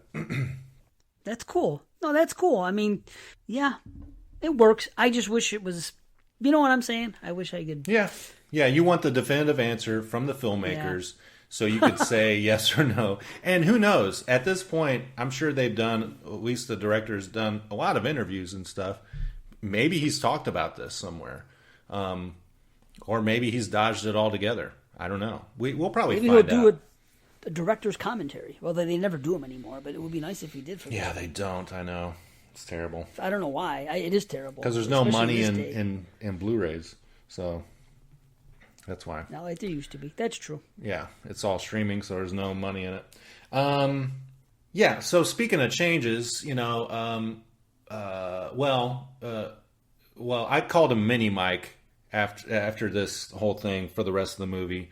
But Mini Mike kills this, you know, this homeless guy, this houseless guy, sort of by accident, I assume, because he kind of attacks him.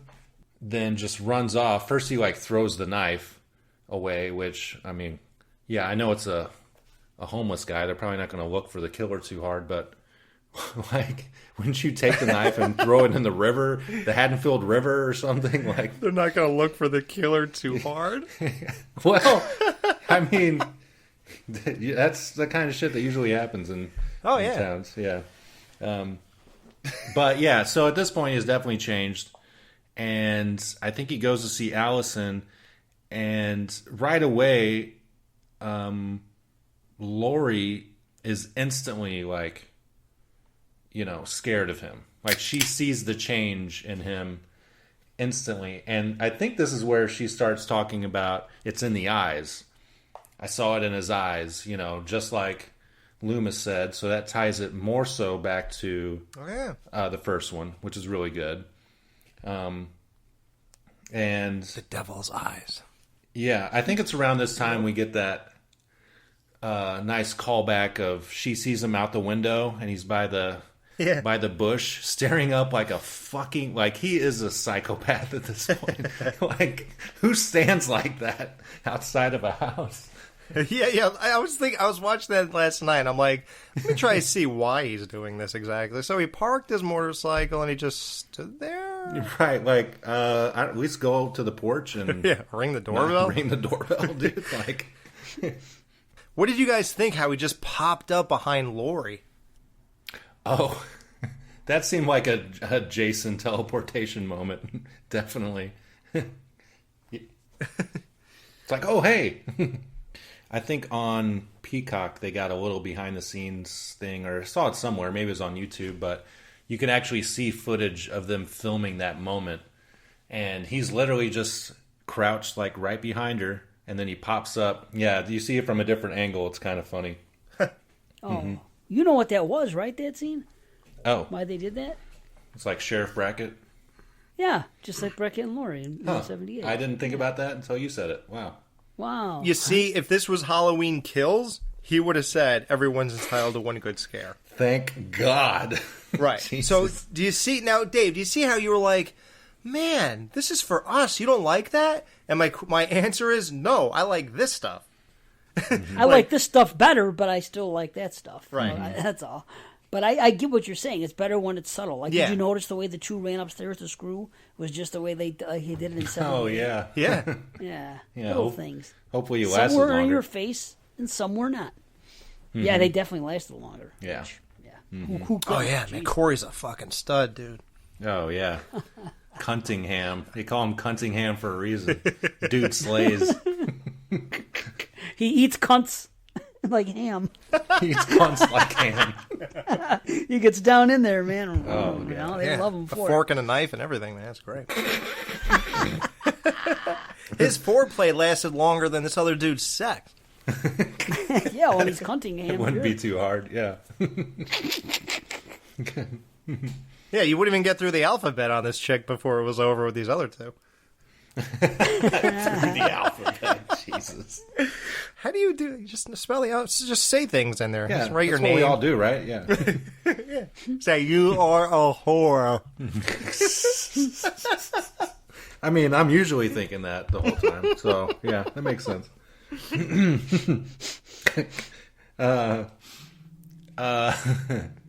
Yeah. So then they run off to the diner, and I think this is the part where, and maybe not, but it's somewhere around here, and it's a real like. It really threw me off the first time, but he admits to Allison, it might be after the diner, but he says, I killed someone. And then they just leave. And I was like, holy shit, she's still going with him? I know why. See, at first I was like startled by it, and then they took hands and they went away. But I think it was him admitting to her and saying it out loud that he killed a little boy, even though it was an accident. Yep. Oh, okay, Yep. nice. I think so, too. So she was proud of him for saying that out loud. Like, even though it was an accident, he still faced it instead of, being ashamed. Not that you shouldn't be ashamed, but you know what I mean. Yep. So she thought he meant Jeremy. That's it. Mm-hmm. Right. Yep. Yeah. See, we're smart. Yeah. SMRT. Yeah, so, yeah. I'm trying to think, but nothing happens. You told me that you want to burn it down. Or you told me you want to burn it down. Hey, twice in 1 week. Pretty cool. I diggity. Hey, you said you were gonna call. You were gonna call, but you didn't call. No, I owe you a call. Did I do something wrong? I'm with someone. Oh. Oops, I'm sorry for that. I'm sorry for the intrusion. Well, it's Joe Grillo's. Hey, Joe. Hey. Joe Grillo's birthday today. And Joe Ross, he made a sponge cake. You two want to stop by and get a slice after whatever you guys are doing. Good. Okay, you're good? Well, let me tell you, it's change your mind. She said we're good.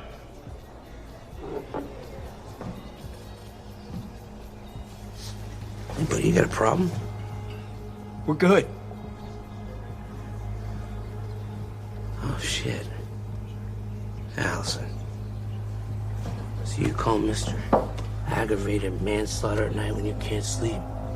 When you see the boogeyman in your nightmares, you feel safe with this guy?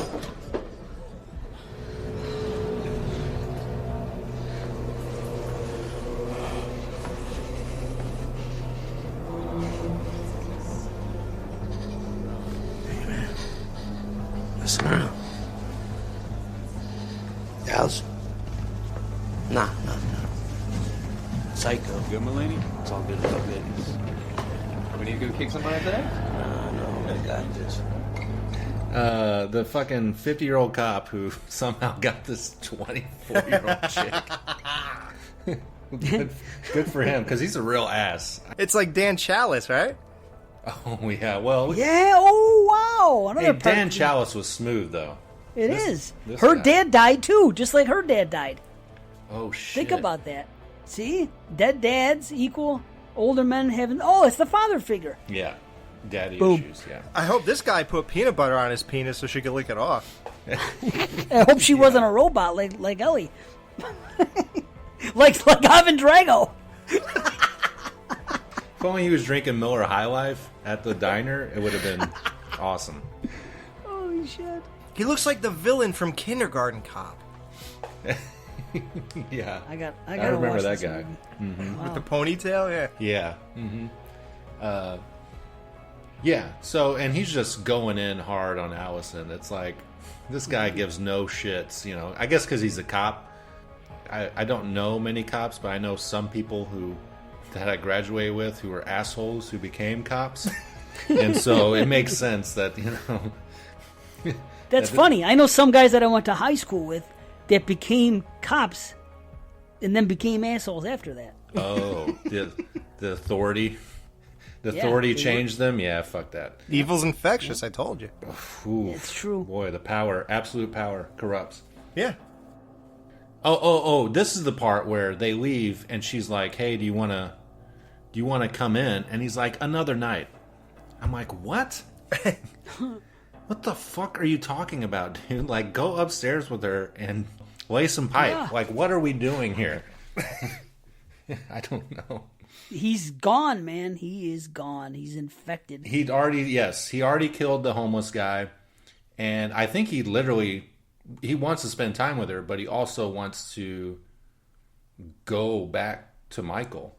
He's like, you know, kind of got two loves at this point, maybe. He's like Tommy Jarvis in Jason Lives. Yeah, exactly. Yes. Yeah. Yeah, and it's the same thing. She keeps on like hitting on him, and he's just not seeing it. It's the same exact comparison. Yep. Unbelievable. Wow, that's amazing. I forget exactly how they get there, but the cop follows him down there to kick his ass, I guess, and follows him into a sewer pipe. Like, I would call it there. I would wait till the next day, I think, and not go into a dark sewer pipe under an overpass just to beat somebody up who challenged you at a fucking diner. Well, you know what happened, Matt? The guys he was sitting with coaxed him. They were like, kick his ass, Seabass! Yeah. Who hit me with a goddamn salt? Yeah. Who's the dead man who hit me with a salt shaker? Yeah. Hey, did you guys think that... did you guys at any time think the bum may have been Michael Myers? Because I thought it was, and honestly, I hoped it was. I hoped it was the first time I saw him, and then I hoped it was later on when he said, I'm Michael Myers. I remember looking at my daughter saying, you know what? I'm Michael Myers, you fucking son of a bitch.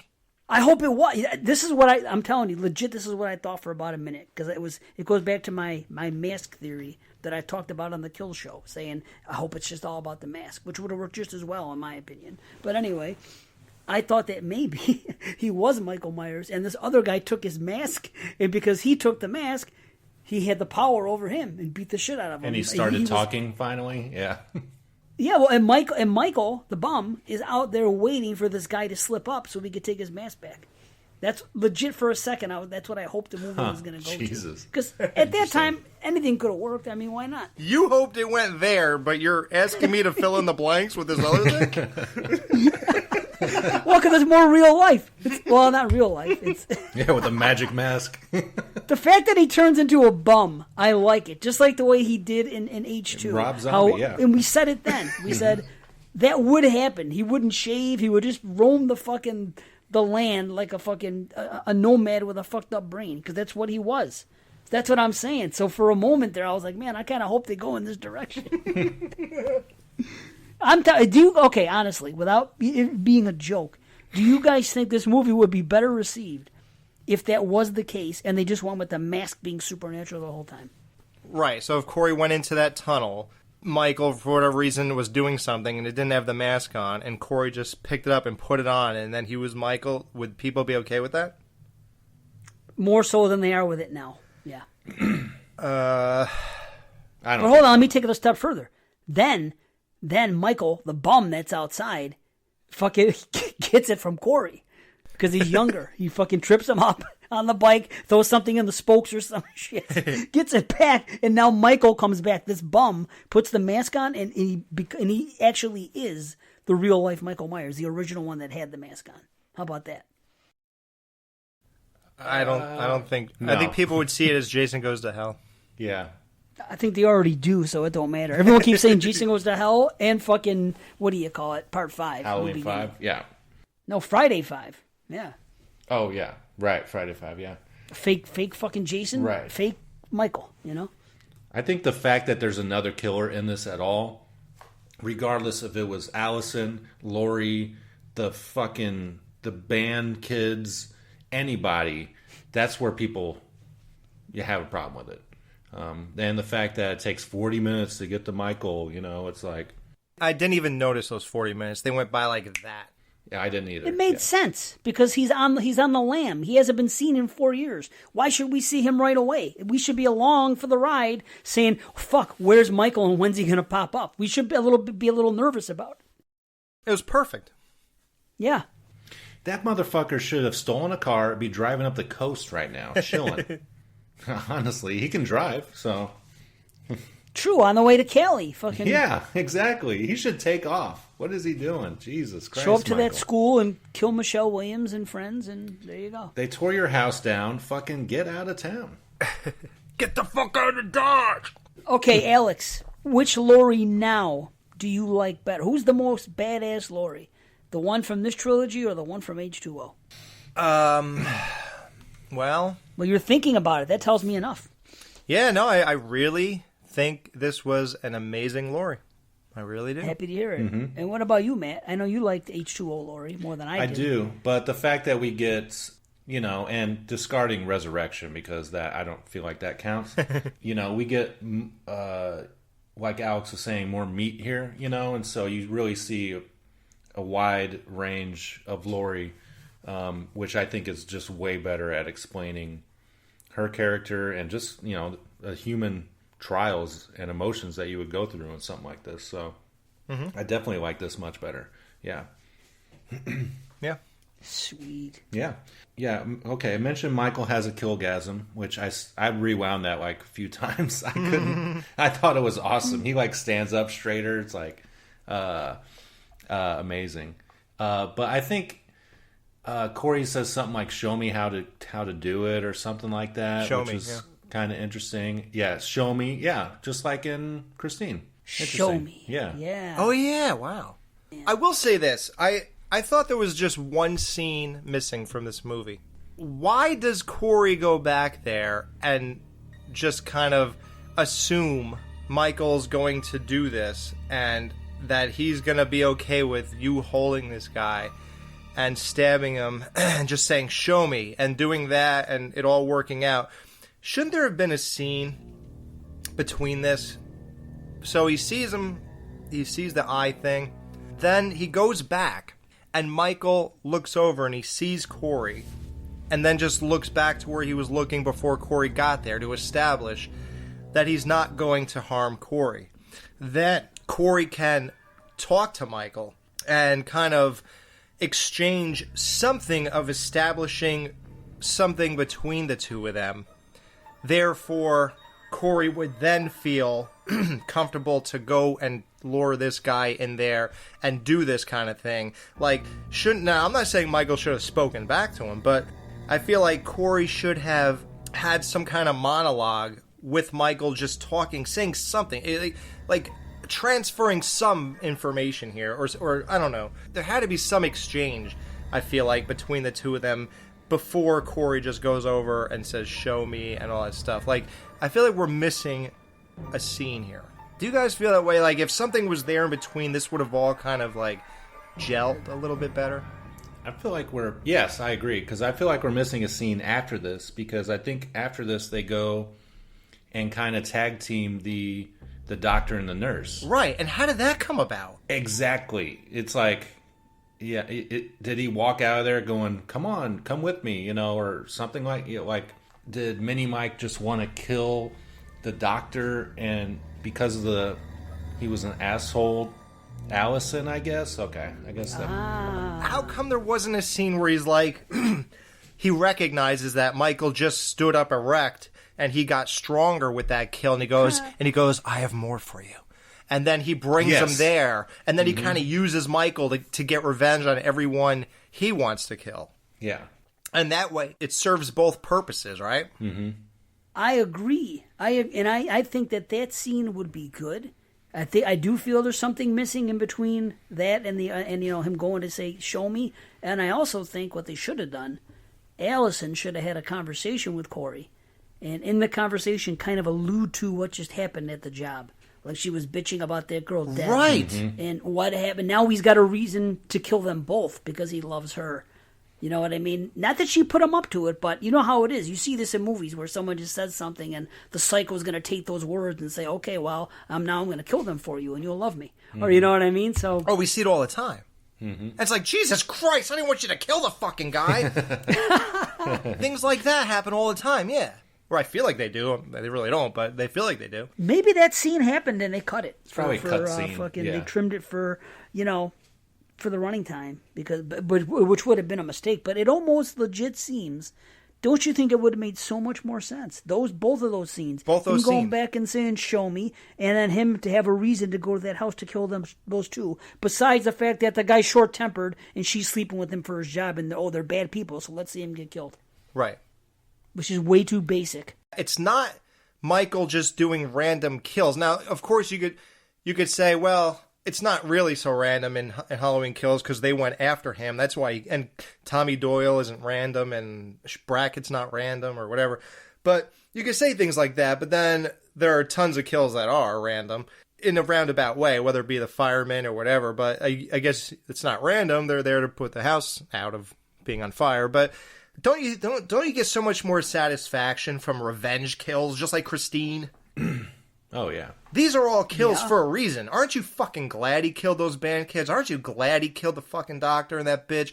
Aren't you glad he killed the cop who was like doing what he did at the diner or whatever? Like these are all, and the DJ, like these are all great revenge things, and that fucking mom and stuff. Like this is, that's awesome. Like I don't get anything out of him killing the people in Part 4 Halloween. I don't want you to kill Bucky. Right. Fan favorite Bucky, right. Yeah, right. Like, I get much more satisfaction out of this. Mm-hmm. So you want the characters to either be assholes or you love them. You don't just want throw on the screen characters just to be red shirts. No. Is what you're saying. Well, no. And I don't think that's that hard to do. Some kind of motivation as to why they should be killed, as opposed to just randos. Yeah. Right. But then you get a lot of people complaining, saying that they're sick. And I've said this myself. I'm sick of seeing assholes in all movies nowadays. Like, everybody ends up being like an anti-hero. Once upon a time, like, when you like watch a slasher now, the teens are like usually assholes. You're like, man, I'm just tired of these fucking characters. Mm-hmm. Like that type of thing. So there's two ways to look at it.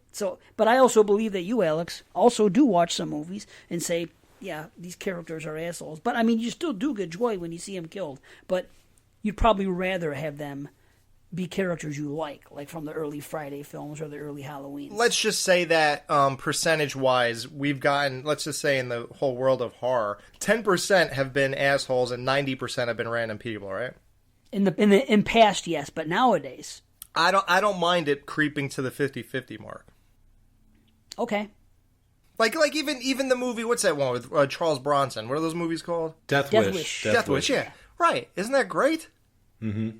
Yeah. Yeah, I think it's just the POV of the film. In this movie, we have the POV of the killer, with Cunningham and the Strodes or whatever. So there's no room to like any of the other characters. And Friday 2, you like all the counselors because that's who you spend the most time with. So It's a POV thing, I think. So he kills, and now the kills start, finally, I guess, which I've been fine with. I know a lot of people complain about it, but they're starting... We gotten so many fucking kills in the last movie. It's like, if all you want is kills, you can watch a fucking highlight reel, So I don't like people complaining about that. I do like again, another homage, but I think it's done well, of Michael... one of his first kills back is pinning that woman to the wall. I thought that was really good. And then I think after this is when he goes to see Allison again. They're up on the roof of that radio station. And they're talking about their plans. Let's leave town. Let's burn it down. That kind of thing. I like the match. Very Bonnie and Clyde. Or actually, Dave, you'd like this. It made me think of Mickey and Mallory, right? Yep. Yeah. Yeah, a little bit. Definitely. Yeah. And I think it's at this point, I didn't notice this until the second or third time, because it might have been ADR, her face is not on screen, but she says to him, Allison says she felt a connection to him instantly after seeing his story, or hearing about his story or something. It's like one line in there that happens really quick. And again, her face isn't on screen, so I think they just kind of threw that in there to give her even more reasoning, motivation to go off with him. And I think that's true. You hear stories about people, regardless of what the story is, you maybe have an opinion or become infatuated with them and things like that. So I kind of dug that. And he also talked about coming up there throughout the years, dream about escaping or killing himself or something like that. So they plan their whole, let's leave town, and they split at this point. And then we get our first taste of the DJ. What the hell is going on out here? Yo, this is private property, not safe to be doing whatever the hell you do. Corey Cunningham, what you doing out here, you ugly motherfucker? Corey, stop it. You gonna scare all the kids. You stop. I don't know who the fuck you talking to, but I know who you are. Yeah, I know the Laurie Strode story. She teased a man with brain damage and then he snapped. Look at you. You gonna make a little name for yourself now, huh? Walking around with this dumb bitch right here. Never shut up. Hear his voice everywhere. Oh, you goddamn right you do. And once Willie get in your ear, it's like your favorite song stuck in your head. Y'all get the hell up off my property before I fuck y'all up. Which we heard in the opening, which I didn't talk about, but as soon as that came on, it was so jarring. Yes. I didn't know what to expect, and I instantly got Barry Sims vibes, Yep. Which was great. Hello, Haddonfield. Exactly. Mm-hmm. Yeah, man. Yeah. But a weird start. Like I leaned over and I told my daughter, literally these were my words. This is not how you start a Halloween movie. That's what I told her. Oh, wow. See, I was all for it. It was jarring in the beginning. Because while this is happening, they're still showing, logos, like the Bloomhouse, and they show, Michael standing in a window or something in the anime. Yeah, it was odd. Yeah, and I was like, what? Is this part of the movie? I just kind of got confused. And then it kicked on, and I was like, yeah, see, this is what I want. I want to experience Haddonfield itself and listen to the radio stations and see the town and see the people and see the carnage and what it left behind.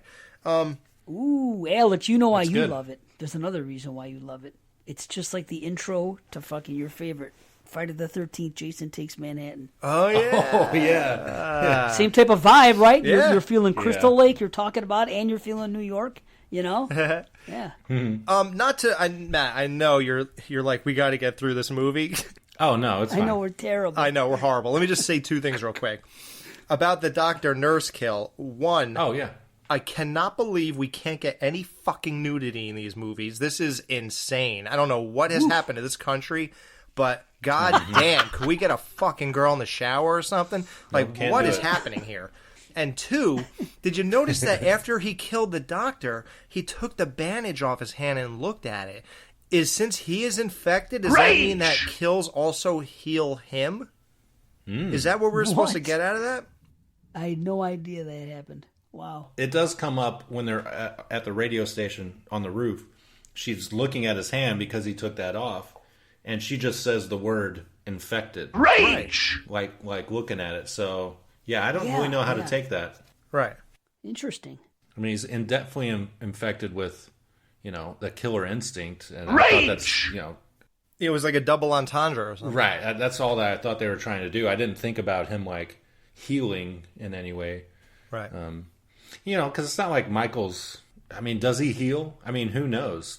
His fingers didn't grow back. But he stood up as if his bones were all kind of crippled, and then all of a sudden he realigned or something. I don't know. Mm-hmm. Yeah, it's like he got out of the kill chiropractor. And it's like, oh yeah, I feel good. Oh yeah, that's what I needed. Mm-hmm. Well, first we get Lori and Allison arguing at home.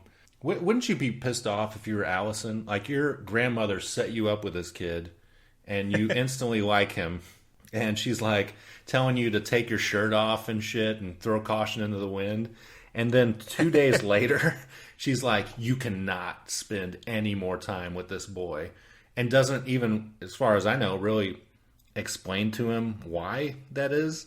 That would just give me more motivation to get the fuck out of there. Like, fuck you. You're going to tell me what not to do? I'm going to do exactly the opposite. Yeah, makes sense why she acted that way. So that's not, she kind of reminded us a little bit, reminded me of Laurie Strode in H2. Not to the extreme, of course, but she had some things that were buried, and she did a good job of covering them up. Same thing as Laurie.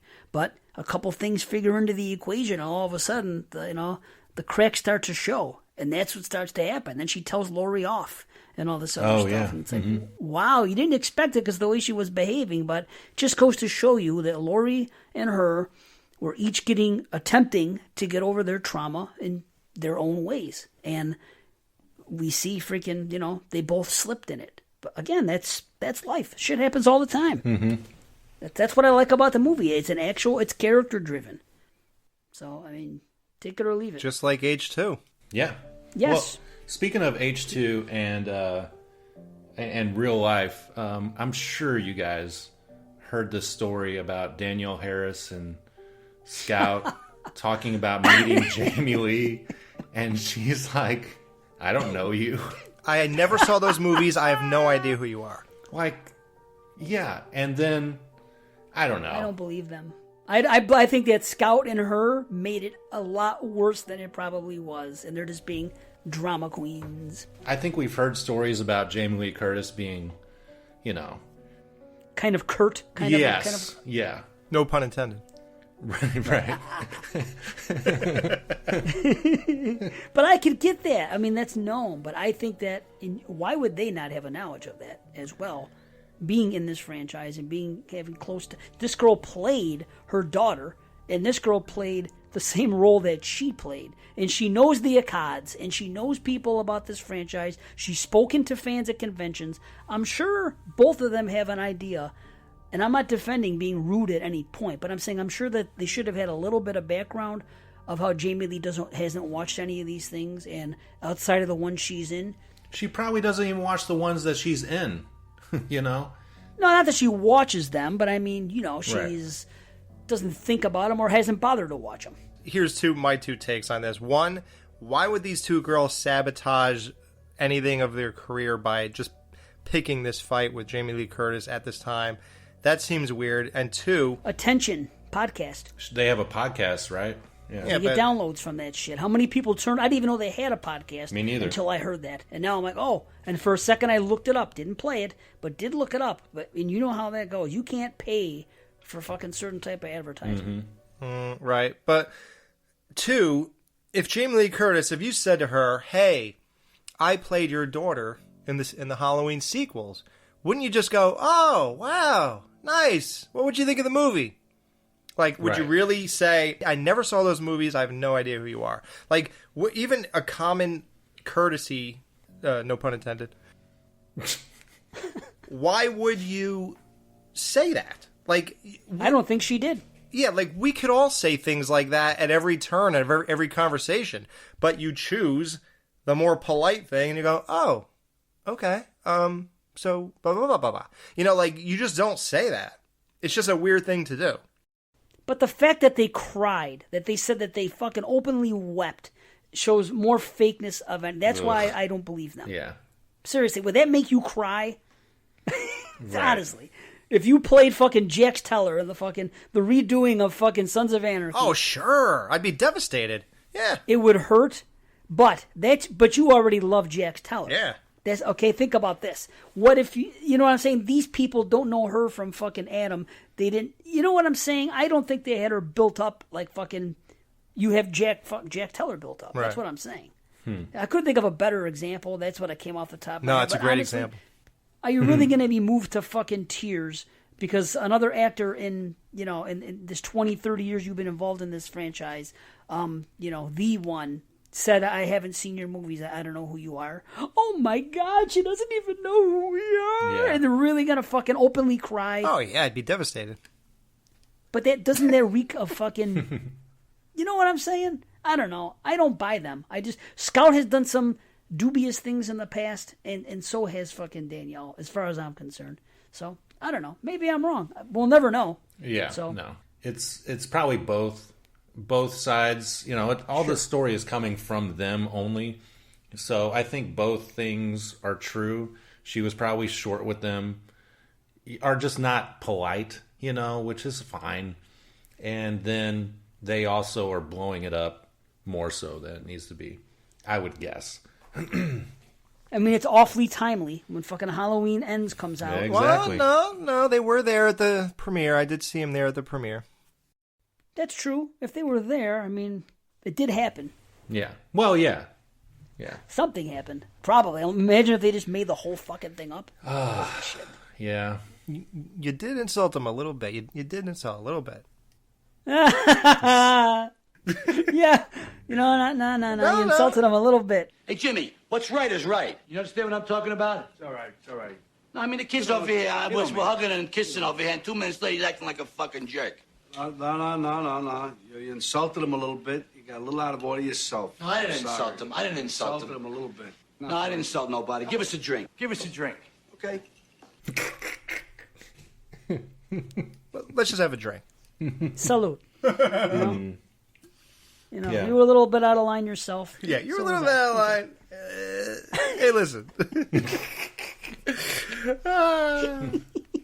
Oh, God. Matt's like, can we get to the end of my final show? Yeah. BananaLaser ends tonight. Jesus Christ. Wow. Golly. Oh, man. Why did I agree to do this? Yeah. Fucking Shinebox. Jesus Christ. Can we talk about one topic? Oh, my God. I know. Oh, my God. Get your fucking Shinebox. Hey, this is why people tune in. Yeah. All business. Don't be in a rush to stick it up your crack. BananaLaser will be right back. Do you or any member of your family have a problem with monkeys, chimps, or orangutans? Are these pesky primates invading your home, looking for shelter? Does the constant squealing and crying of these pets keep you awake at night? Are you constantly dodging fecal matter being thrown around your house? If this sounds like you and your loved ones, then we have the solution. BananaLaser. Never be fearful of your children watching these beasts fornicate or masturbate again. BananaLaser. That's right, with BananaLaser. You don't have to live with this problem anymore. Just simply aim and pull the trigger. You'll blast, zap, and blow these troublesome monsters to kingdom come. Just 3 easy payments of $79.99, and this death ray will be on your doorstep in 3 to 6 months. BananaLaser. 100% fine quality Filipino craftsmanship made by the most well-trained 10-year-olds. So order BananaLaser today at 314-720-8842 or bananalaser@gmail.com. And also BananaLaser makes the perfect gift for any occasion. Hope to hear from you soon. Just remember, BananaLaser. Take your stinky paws off you damn dirty ape.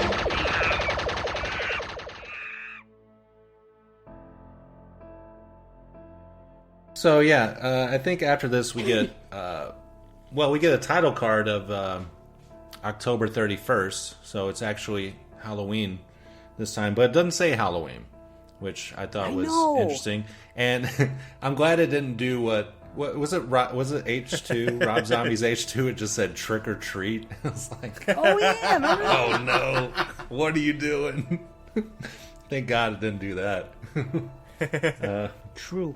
Yeah, but yeah, from here we get really fun scenes. One at the junkyard with the bullies. I guess he leads them there. Yeah, that's right. He sees them. He scratches something into their car, and then they follow him there. And this is just a fun sequence. Definitely feels like Christine after he gets in the tow truck and whatnot. But I just love that his stepdad or uncle or whoever it is just there at work watching Hard Target on headphones. Oh yeah. Yeah. Why is he? And then you would say, well, the wife would probably scream at him for the noise or whatever. So. Oh yeah, probably. Yeah, who knows? He's got like a cat poster on the wall and shit. It's such a weird office, but these are some great kills. I mean, the drummer gets his drumstick in the eye, off screen, but still looks cool.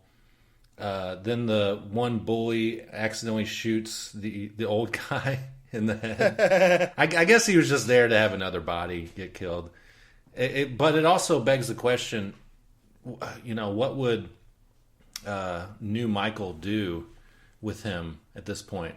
It's not like he was out and out bad to him, but he also never came to his aid between his mom or anything. So do you think he would have killed him too? No, I think he liked him, and I think the guy was good. I think gave him a bike. He's his stepfather. He gave him the bike. Gave him a he job. Supported him. He told him, I hope you find love. In other words, get the hell out because what I have fucking sucks. And, you know what I mean? And it happens. I think that he was as supportive as a stepfather as he could be. Plus, keep in mind, they said that his real father bolted after the events went down. So this guy came in and had shoes to fill and take a role in this kid's life, which is part of again, that's his trauma. His dad left him too. Oh, okay. I missed that line. Huh. Yeah, no, they made it too. It was a passing the way it was put in the movie. I think they could have done a better job at conveying that. It isn't like this. This franchise has been the most subtle, especially this trilogy. So, right.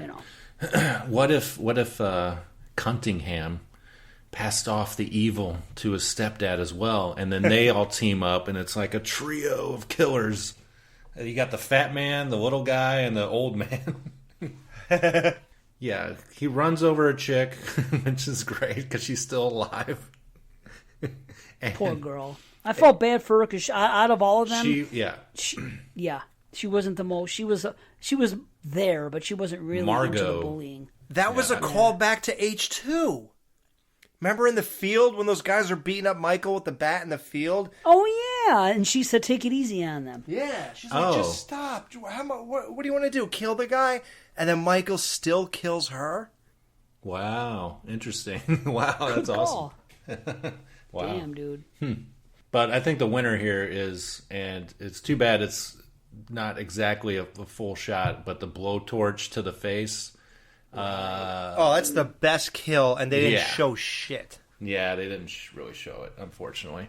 But you do see the other gal's reaction while it's happening, which is sometimes more terrifying than actually seeing the effect and stuff. But just think about the brutality of that in general. Is like, fuck. What can you just gouge my eyes out, please? Why are you doing this? That probably is the banana split. I would think so, yeah. If they showed it, though, right? Or do you think we should not give it... Like, remember how Michael J. used to give, like, the winner to off-screen kills and stuff? Like, like Brenda was the best kill. Yeah, the light came on. Yeah. yeah, when the light came on. Steve Christie. Like, nothing happened. Right. Oh, hi. Oh, hi. Oh, dude, that was amazing. That's so much better than Jack Burrell. Yeah, I would totally give that the one, but I don't know. Like, yeah, it kind of bothers me that it's not on screen. Yeah. Well, I do like that he does finish the job with the one under the truck. I think we do see her head collapse, which is interesting. You know, it's funny you say that. I saw, for some reason, a clip of the making of or something, and they show a really graphic angle or something of her head popping when he steps on it, and you could see, like, everything. Then when I watched the movie, I was waiting to see that. I was like, oh, I didn't notice that before, and it's not there. Instead, it's like more of a long shot, sort of him stepping on the fence and her head, but you don't even get all the detail that the guys put into making her head explode like a melon. You don't see it, really. Yeah, so that's two. Since I know that knowledge, that's two things I don't see now in this one moment. Yeah, so. Yeah, I'm actually struggling to remember that visually, so. Yeah, because there's nothing to remember. Yeah. Yeah. Huh. Okay. Yeah, well, that stinks. Yeah. No tits. Censored kills. Come on. Well, okay. Well, then here he goes to the fucking the radio station, and this guy. Well, I guess the receptionist too, but this guy. Talk about taking like something like on the nose. But this looks great. He just bashes his fucking head into the turntable, and then his jaw is broken. And he cuts his tongue out with a fucking pair of scissors. Like, holy shit. Have you guys seen on Shudder the movie I watched a couple weeks ago, Speak No Evil? No. It's like a Shudder exclusive. I saw it. Yeah, okay. Yeah, it's interesting. That's a good movie. It has a similar connection with this kill. Yeah, I would say peel that one back. It's definitely good. Oh, yeah. Yeah. Agreed. It's a good movie. And then I think he goes and kills his mom, or maybe he did that before this. I can't recall, but yeah, how weird. She hits him, like earlier in the movie, she slaps him in the face and then kisses him like open mouth on the lips kind of thing. Like, holy fuck. When Corey was making out with his mom, they stopped before I got to come. I needed 3 more seconds. Yeah. I was like, guys, I'm totally into this shit. And it was right after his mom kisses him. And the stepdad's like, I hope you find love. He's like, wasn't that it? Like, fucking take her with you, please. Yeah, take her with you. Yeah. I'm going to go jerk off to Hard Target in this mullet. I'm going to use the back of his hair to mop this up when I'm done. God. God. We're going too far tonight. But after these fun kills, which really adrenalizes the movie, I get another part that I don't really understand. I kind of am not gelling with, and maybe you guys can help me. But that's where we're back at Laurie's house, and it's going through this whole thing of her pulling a gun out and grabbing a bottle of booze. And does she write a suicide note, or she calls the cops and says there's a suicide? Like, what does she think is happening? Like, does she think someone's coming there? Like, it's all a setup. That's the whole thing.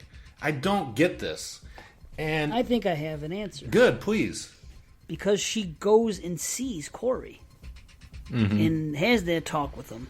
And because of her feelings towards Corey, when she first spots him and she's in the same position as Michael and all that, in her mind, Corey's bad, stay away from him and everything else. But eventually, this is going to lead me, this is going to lead him to me.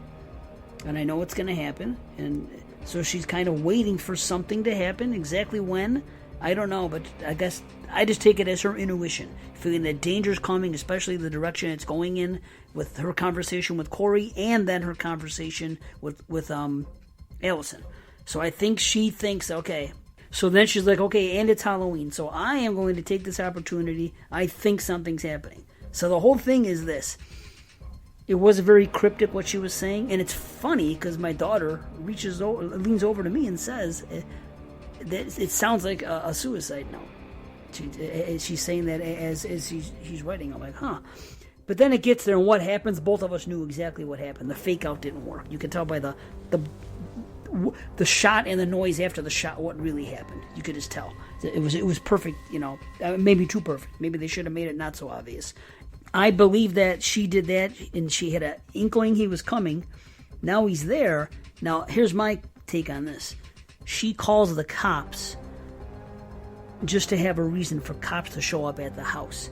So she wants to say, I want to report a suicide. So she's doing it she's being clever, because she wants the person that she thinks is spying on her to think that she actually is about to commit a suicide. So she has every reason to call cops, as opposed to what she's really hatching here, the plan she's hatching. So I think she does that to get the cops there, and then to fake it out and then say what she did. That's what I think. It's just a plan she came up with. Maybe it's a little far-fetched, but that's what my take was on it. Well, there's one thing I still don't understand. What's that? Did Lori go to jail for shooting that pumpkin? No. They just let her do it and kill Michael. Oh, okay. It was really good then. Well, okay. Yeah, great story, Gordon. You brought up a scene that I wanted to mention but forgot, because the boy, he sleeps at the murder house where he killed that kid. He sleeps like right there on the floor, real sick like. And yeah, he slept in the puddle, the blood stain. Yeah, like wow, holy shit. This dude's hardcore, man. And then in the morning, Lori wakes him up. She's sitting in a chair and it's tapping up against the wall. Now, when this scene ended, and I still don't know, but I thought he imagined this or dreamt it. Did you guys get that at all, or do you think she was actually there? Because she kind of vanishes. Yeah, but the window after, remember, he goes over to it and he sees that was the way she exited. Mm-hmm. There was something there. All right. But I believe that was kind of the implication. I think they wanted you to question whether or not it happened. Right. Because the first time I saw it, I did question it myself, but then the second time I said, no, I was watching this time. I go, I know it was kind of an artistic choice to do it that way. Maybe they thought it was cool, or maybe they wanted people to contemplate. Yeah, it's like American Psycho. Right. Did you guys notice that weird cut in her speaking? Like, she was saying, like, about evil infecting. Then all of a sudden she's like, you can't have her. You guys can't be together. And it's like, whoa. Like, her levels weren't even the same. Or her inflection just came out of nowhere. It's almost like they cut some dialogue out. And they just cut it right to, you can't be with her. Maybe they did. We're both fucked up.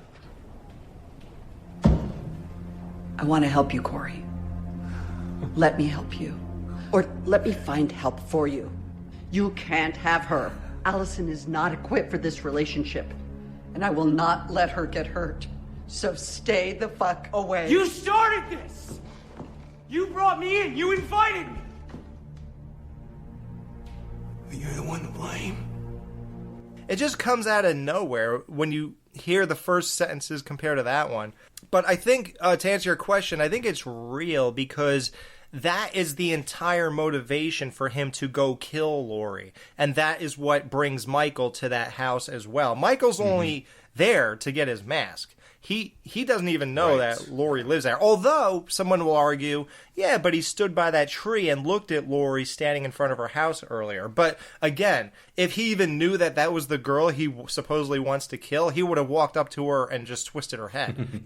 Why didn't he kill her then if that's really his target? So that's one of the things I was going to say. Like what I was saying earlier about this meant to be stuff. Like, they're just meant to interact because Corey is only there because he's dating the granddaughter, and the grandmother said, you can't be with her. So he's going to go kill her because she's in the way, just like his mother was in the way, just like this one's in the way, just like that one's in the way. So that's all that is. And Michael is only there because Corey jumped on him and said, you're just a man, and stole his mask to go on a killing spree for whatever reason. I guess we never got into why he wanted that mask or whatever. Maybe it's to kill without getting caught or something. I don't know. I mean, I guess there's like a sense of power to it, you know, not literal power, but it's like if I get I'm not a baseball fan, but if I got a baseball hat that some player wore, you know, it would charge me. So maybe that he's just getting like juiced up. He's drinking his protein shake or whatever, I guess. Yeah. Hey, Roy did the same thing. Roy put on a Jason mask. Yeah. He didn't have to do that. He could have just killed. I think that was to get away with it, though. So, but Corey is the worst. He throws the knife after killing the homeless guy. He keeps smashing his hand against the fucking window of the doctor's house. Like, dude, you're going to get caught. You can't just leave your fucking blood and your fingerprints all over the place. Like, you're the worst. And then then he goes and does this. But, like, there's a lot of questions here. But that's definitely the only reason Michael was at that house, just to get his mask back. Mm-hmm. Guys, it's okay. He just wanted his machete back.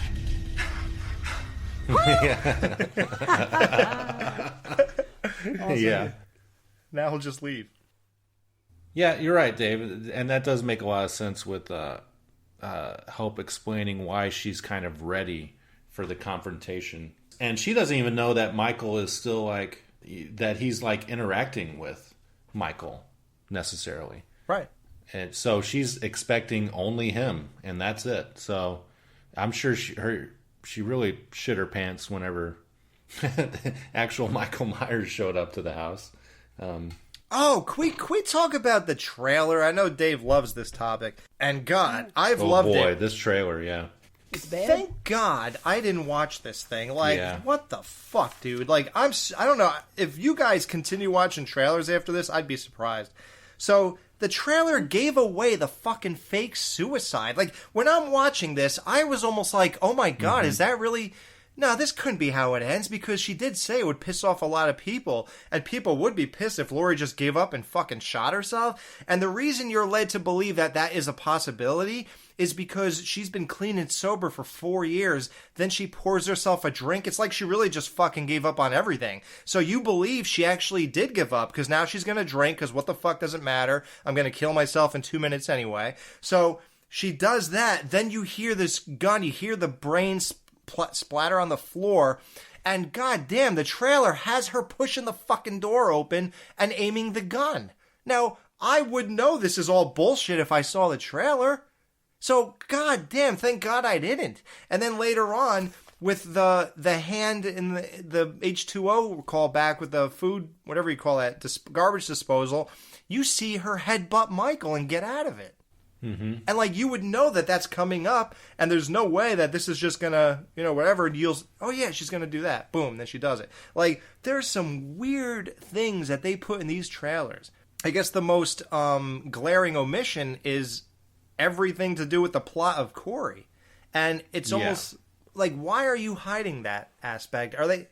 They didn't want to spoil that part, so all they could show was footage from the very end of the movie. Right. And so I understand why that pisses a lot of people off too, because it makes it seem very different. Right. You think you're going to watch a 2-hour epic battle, and instead you go down a totally different path. Now, not seeing the trailer, maybe that's why me and Dave didn't care that much, but you did see it, and it didn't seem to bother you either, though, so. No. But I tend to forget what happens in the trailers most of the time, but by the time I see the movie... Right. And also, I know these things are fucking totally farce. They're made up lots of the times. Like, I think there's dialogue in... they shoot dialogue that's only for trailers, because you need a bullet point to sell the movie. So, I always take them with a grain of salt. And, also, people pointed out... I didn't notice, because I don't pay that close attention. But, people take these... things frame by frame. Oh, yeah. And people pointed out that it was not the real Michael in the trailer because he had all his fingers on his left hand. Oh, wow. Yeah. So, it was kind of spoiled because of that. Yeah. But I think you got to be so they should have known better an then. Uber fan. They should have known. That out. Yeah. That wasn't Michael. Or before they even got there. They shouldn't even had a reason to say there was a bait and switch. Yeah. Mm-hmm. See? There you go. So we're at the Corey part, right? So Yeah. So she goes and shoots him. He falls down the stairs. Then she empties her gun into the wall, the same way Hawkins shot that same wall going down a staircase in the other movie with the flashback. Why do you think she did that? Everyone's asking, like, because then she says, if you're here to kill me, then kill me. Because I thought she actually doesn't want to kill him. She just doesn't want him to be with Allison. Well, the cops would have shown up. Cops on the way. And they would have arrested him for like a home invasion and assault. So she shot the gun not to have no defense against him and say, then just kill me if you want to kill me. It was really, that's just her like talking shit. Yeah, I think so. It was really so she's not tempted to blow his head off at some point. Exactly. Yeah, I think so. Because she probably could have been pushed to that point, I'm sure. But then he hears Allison's car pull up because of her loose muffler, I guess. I was kind of trying to figure out why he knew it was her. And then stabs himself in the neck because he's already said multiple times, if I can't have her, nobody can, which is every psycho boyfriend has probably said that at some point. You know? Yeah, I've said it about 5 or 6 times. Yeah, threatening, I'm going to kill myself if you don't get back with me. Yeah. But he actually does it. And yeah, this is kind of a weird interaction. I get why Laurie seems to completely do like a 180, but that's because, well, now I've turned my granddaughter completely against me because it looks like I murdered this guy, which I wasn't trying to do, which is interesting. But he's actually still not dead, though. That's the other funny part. Yeah, what do you think of that? Is that the Michael Myers in him, the evil? Ah, I dig that now that you mention it. Yeah, and I do like the fact that Michael finally is the one that kills him. Thank God. You know, why did you... Maybe Michael knew the entire time that I need more power. The only way I can get it is by killing. I'm too weak to do it myself. That's why I've been here for 4 years. He's like Freddy Krueger. Yeah, Freddy and Jason. I can't kill if they don't remember me. I need you to go have your fun so I can, like, you know, get your sloppy seconds.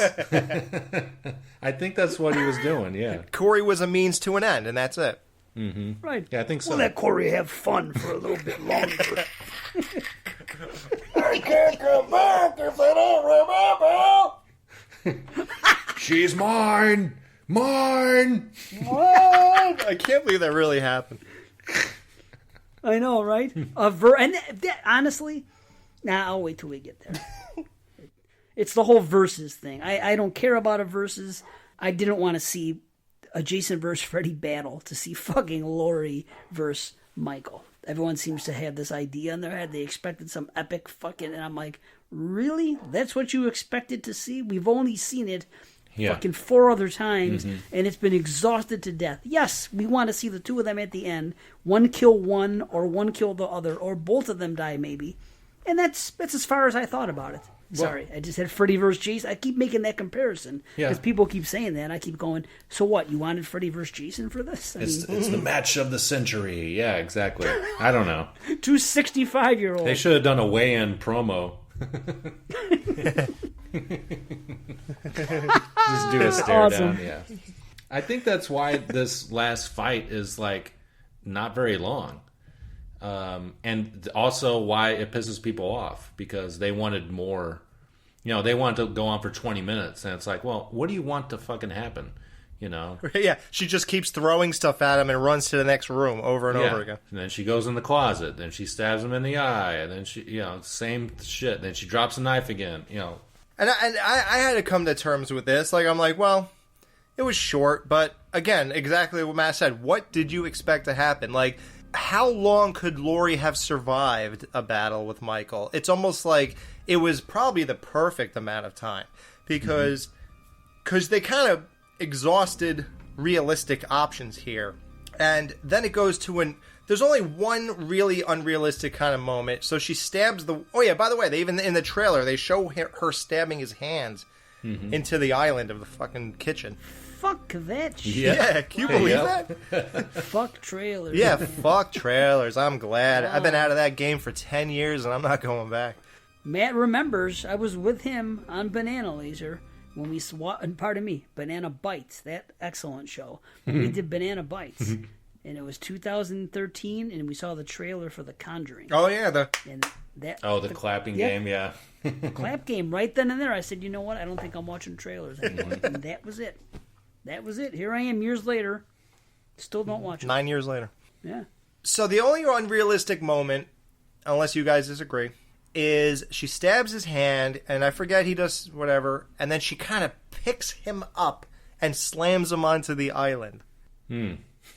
So there's a lot to process again.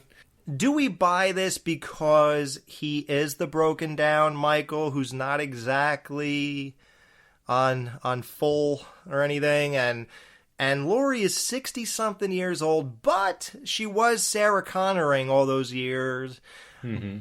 Does that bother you guys? Like that one moment of her lifting him up and slamming him onto the island? Is that like, oh my God? So you're telling me Michael killed everybody on the street that time? He killed all those firemen? He killed blah, blah, blah, but a fucking 65-year-old woman is gonna fucking give him a rock bottom on top of an island in a kitchen and then stab his other hand and just fucking kill him? I'm okay with it. One of them had to die, and you gotta think of it like this. We already had a showdown with these two. Loomis killed Michael, blew him up in that room when he put all the oxygen on and lit the thing.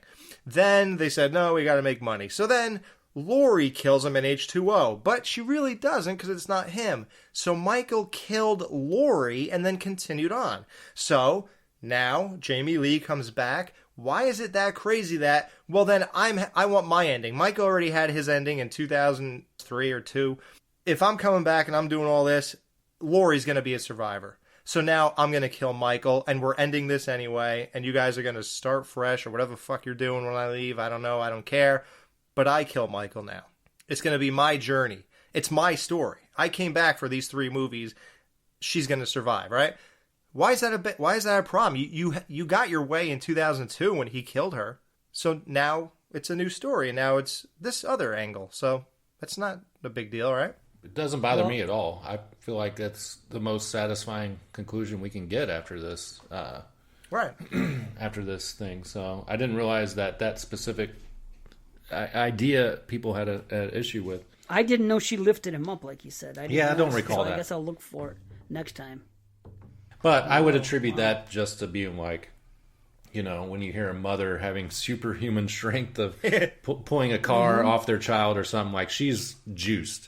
And he's weakened. So, you know.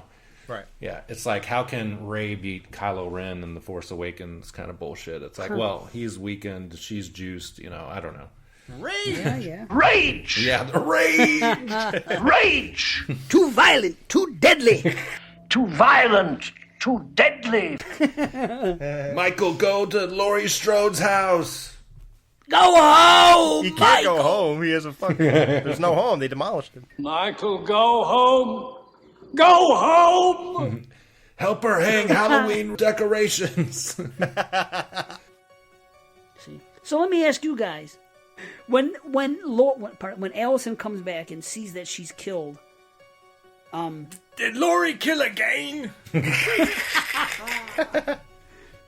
Do you think if you're Laurie, if you're Allison in that case, do you think that you're going to notice that Corey is dressed up like Michael Myers? Do you think you would notice that he had on fucking overalls or whatever the fuck he was wearing? Or do you just would have been so shocked that as soon as you walk in, you see your grandmother and you see your fucking boyfriend with a fucking knife in his throat? You probably wouldn't really process all that stuff, because that's kind of the way I see it. Yeah, I agree. No way would you notice the mask or anything. You would be blinded with emotion just from seeing her with a knife and all the blood and everything, I would think. That's what I think. I've heard people complain that they were a little disappointed that, you know, she didn't confront her mother, or pardon me, that she didn't confront her grandmother and say, you know, what do you do? What the hell is this? You know what I mean? Dude, you know how many times I open the refrigerator and after standing there for like 5 minutes, like, where's the fucking mayonnaise? And she's like, it's right in front of you. And I'm like, oh, right. Oh, right. So, no, yeah, there's plenty of things I don't notice I'm staring at, so, yeah. Look, why is he... Do you think she would question why he's dressed up as Michael Myers, and why she wouldn't get mad? Like, she just accepted it. No, because that's a mechanic suit he wears at his junkyard. Mm-hmm. Oh, wait a minute. Which is another great, like, little little tie there, give him a reason shit. to do that. Yeah. And the mask was off, right? He didn't have a Michael mask on. No, it was off. Yeah. So it was just a dead body. Her boyfriend that her grandmother killed. Mm-hmm. Okay. Still a little bit hard to believe, but I mean, I have to watch that scene again to look at the ultimate reaction, but it didn't seem like she did get mad at her, and it made sense that she would. I guess it works then. Just making sure, because I forgot that he wore overalls. Yeah, what did I think? He went to he decided to put overalls on because Michael happened to, Well, he certainly couldn't wear Michael's. Michael's a lot taller than this kid. So he had to get his own, and he's figuring, oh, Michael wears that, I got my own, and then I'll just take his mask. Yeah, I mean, it's not like Jason in Part 3 where he wears fucking, the other guy's Harold's clothes. Harold's clothes, yeah. Harold, God damn it! Yeah. Yeah, so then we get this funeral procession, which, I mean, I liked. I mean, it's cool. It's like, you gotta, since the town has been living with this entire cloud of Michael the whole time, it's like, well, it's like the grieving process or letting go. It's like we can finally let go. but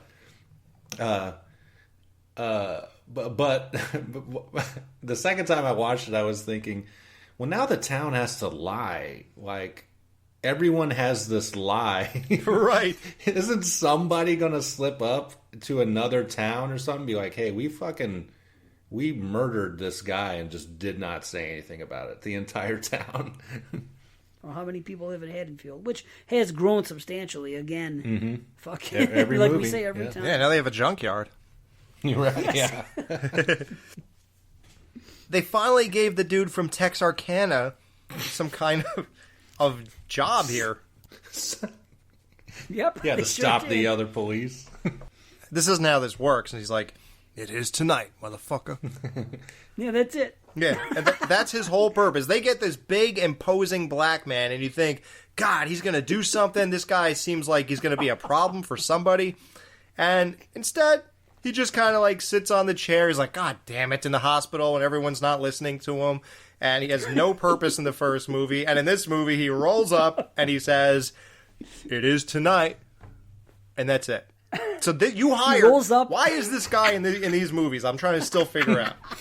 I hear you. I don't get it. I don't get it. I don't, dude. Why have him so distinct looking? I mean, he's in a fucking 25-gallon cowboy hat. Like, right. What is like, the purpose? He's a caricature almost. Right. Yeah. Like, I don't get it. I don't either. Why is he there? He must know somebody. They must have created a fucking role just for him.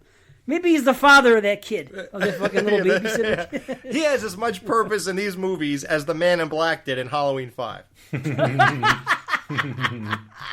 You're right. Just fucking, then they got to write around it. Yeah. So if there's a sequel, you fill it in later. He's coming in. Yeah.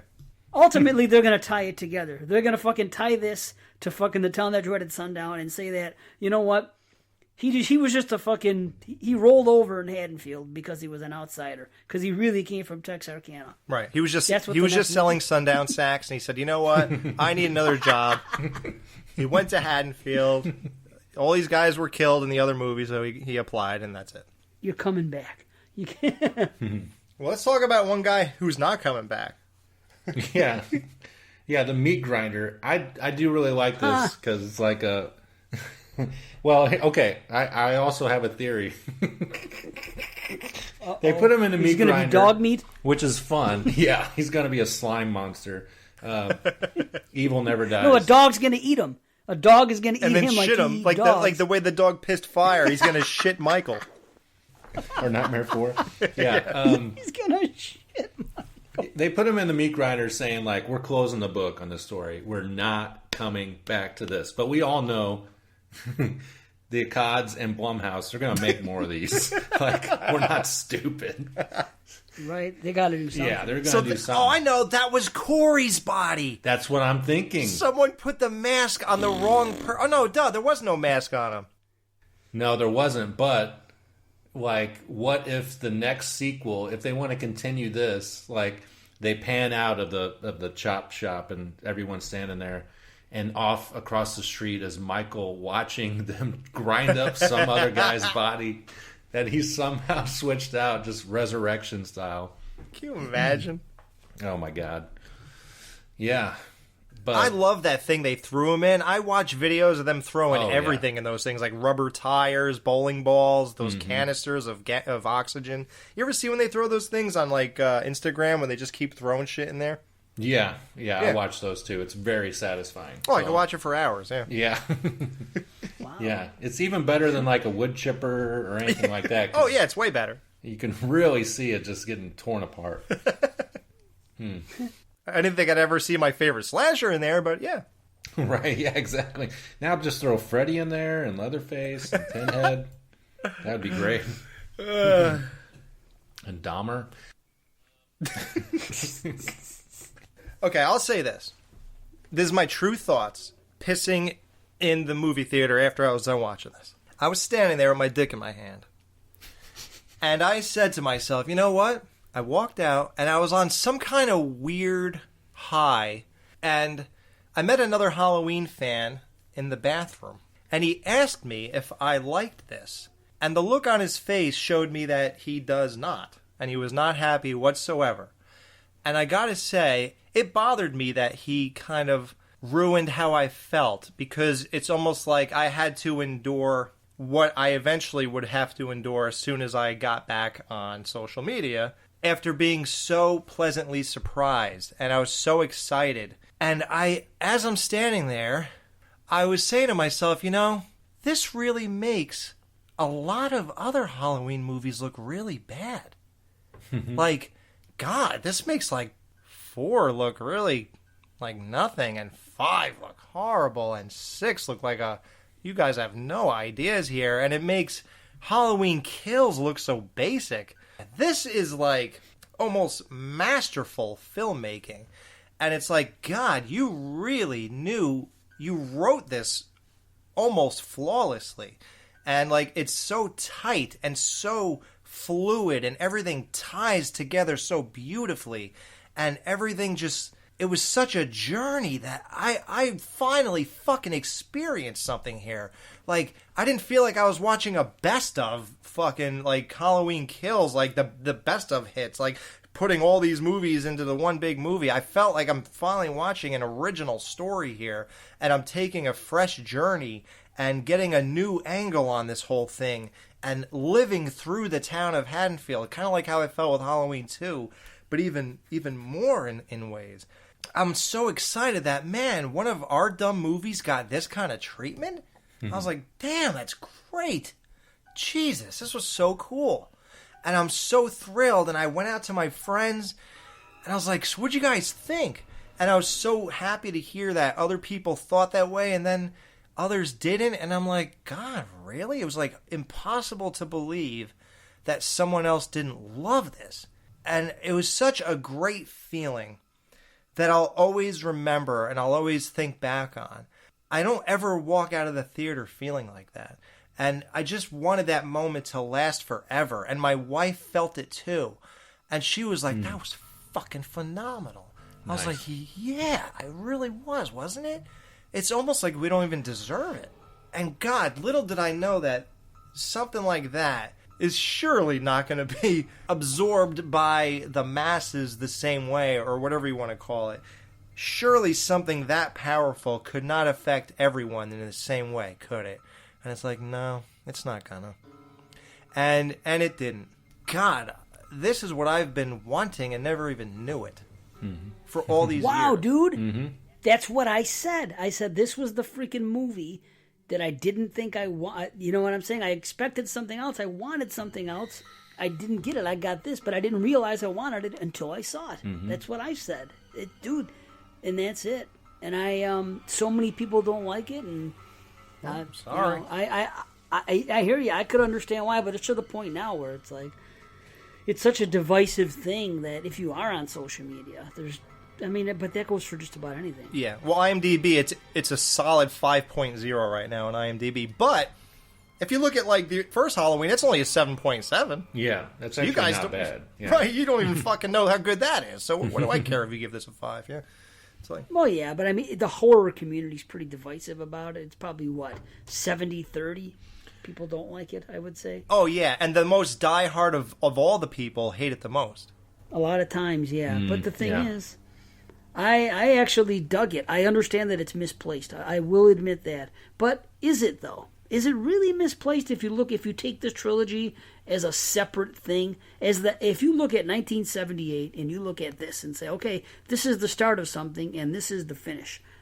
But that really isn't what's happening here. I mean, it is in this timeline, the third sequel to the original movie, but it's also just a different time in general in the world, and they're just doing some things different. And honestly, I could say the same thing for all three movies. There are some things I liked. Mm-hmm. There are some things I didn't like. But there's more that I liked than I didn't. And, I feel like you, Alex. I mean, it's just... but I am a little bit disappointed. I wish there could be more of a celebration of this movie. It's going to be remembered as a colossal fuck up, which is very sad. Right. It is very sad because it's for the most part it tells a good story and I like it. And then, but people that are intelligent enough and are big fans are not even being jerks about it. They'll say, yes, it is an intelligent story. It's just misplaced. It doesn't belong here. It doesn't belong in this franchise. And it's almost like you can't argue back with them because in a way I kind of feel sorry for them because they didn't get out of it what I got. I'm glad I got out of it what I got and what the three of us apparently seem to have gotten. But, yeah, it's just unfortunate. But I knew this was going to happen. I mean, you guys probably thought it too in the movie. Like, I remember I told my daughter, I said, I don't know, like an hour into it, I said, people are going to be having kittens when this movie comes out. I told her. I knew it. I was like, you guys probably knew it too. There's no revelation. Didn't you think as you watched? Although, Alex, you actually expected people to like it. But, Matt, you felt like... I knew, people... When I was at work, because I told everyone I was going to go see it Thursday night. And the next day at work, people who were interested were like, what'd you think? What'd you think? And I said, I liked it. You're going to hate it. That's, right on. I was like, I don't want to say anything else. You're probably not going to like it. But I really did. And that's all I'll say, so... That's good. Yeah, I didn't want to say anything else about it. But Alex, you legit, when you got out, you said you were on a high. You actually thought that other horror fans and other people around... I'll tell you what, there's no way I thought mainstream audiences would like it. It's far too removed from any mainstream horror and franchise shit. It's funny you say that. I thought they would like it more than us. Because I thought that a mainstream person doesn't care as much as we do. So I thought they'd be more open to some other type of thing here, and I thought that this was, like Matt said, the thing is, it was done so well. Mm-hmm. That's why we're sitting here talking about it like this. It's because of how it was done. So I thought a casual moviegoer would have thought he'd come in to see Halloween Kills Part 2, and instead see this and be like, God damn, these movies are better than I thought they were. That's what I thought they'd really say. The thing is, though, because they're normies, their expectations are different. They don't want to see a challenge. They want to see a slasher movie with just people getting hacked up and, fun, easy to digest shit, some fucking comedy thrown in there, and a showdown at the end, finally, between Laurie and Michael. It's the same way when they go to see a supernatural film. They want jump scares and some cool things and a formulaic approach. But that's because... to them, it's like a vacation to see a horror movie. It's a thrill ride they do every so often. For people like us, the way it's paced, it's not paced like a Halloween or any franchise movie is. So I don't think most people are going to see a horror movie to see something paced that way. Mm-mm. So I thought they wouldn't like it. That's what I thought. I think it's... But you legit thought that the casual fan, the normie, and horror fans would like it. That's the way you felt, huh? I almost quote Michael J. Fox and saying, I guess you guys aren't ready for that, but one day you're going to love it. Yeah. Years down the line. It's Halloween 3.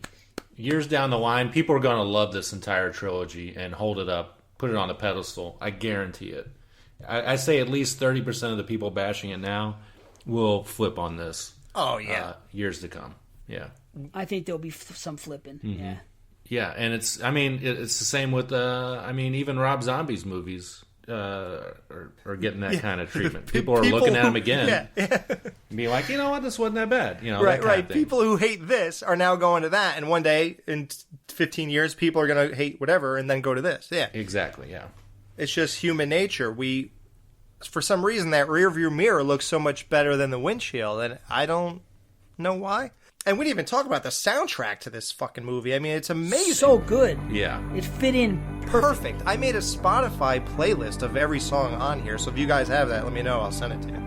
Like, I searched up every song in order and put them all there. Oh, you meant the actual song. Yeah, it had a lot of good songs, too. Yeah, good stuff. I was just thinking the score itself I thought was fucking fit perfectly, and it was great again. All three have been very solid. I mean, but I'm going to say this. This is a fact, and I probably said it last show, and I'm repeating myself, but if I am, so what? I think the Halloween franchise, without question, is the best franchise for soundtracks. Just all of them. Even 4 and 5, even ones that aren't as good. Oh, 5 is good. 5, I like there 5. you go, but there's still things about them that I can listen to them. I can put them on. I'm not going to sit around, and I'm not going to put on the New Blood soundtrack. I'm just not going Right, unless you do My Killer Cut. True. Right, where it's all the subtle you stuff. don't have the New Blood in there. You don't have anything from Part 7 No, I in do. there. I do. Yeah, I got one. Do you? No, I made a killer cut of all 7 movies. Oh, okay. Different thing. Yeah. It's not all that like who wants to hear that? Oh, like right. yeah, I want to hear like the cool shit that makes me feel like I'm like wandering around the camp or whatever. Like that's the music that sticks out. Like that's repeatably listenable in headphones or in a car rather than fucking chase music. Like you don't want to hear that when you're sitting on a couch. No. Yeah. Right. So Not at all. that's why I got rid of it. Yeah, I can't wait to hear your guys' ratings on this though. Yeah, I don't even know what... I haven't even thought about it, but I'll go first. I mean, I really like this. I think it's probably my favorite of the trilogy, honestly, because it's done so well, and it's not perfect by any means. There's a lot of wonky stuff in there, but just how they sold the idea of this kid and him interacting with Allison and Laurie and what he does in his journey, they really kind of killed that. And the way they weaved in Michael into it and what he's done to the town, I mean, it just makes perfect sense to me. And I'm glad that it's a different story. And now that we can look at all 3 of them, you can see that, like Dave said, each one is a different style of story and what they're trying to tell with these characters. So it makes a lot of sense. I would probably give this 4.5 out of 5. Really like it. Nice. I want to push it to love it, but like I said, there's just a couple things in there that... Yeah, a couple missing scenes. Just made me question stuff, which is fine. It's okay. Perfection is hard.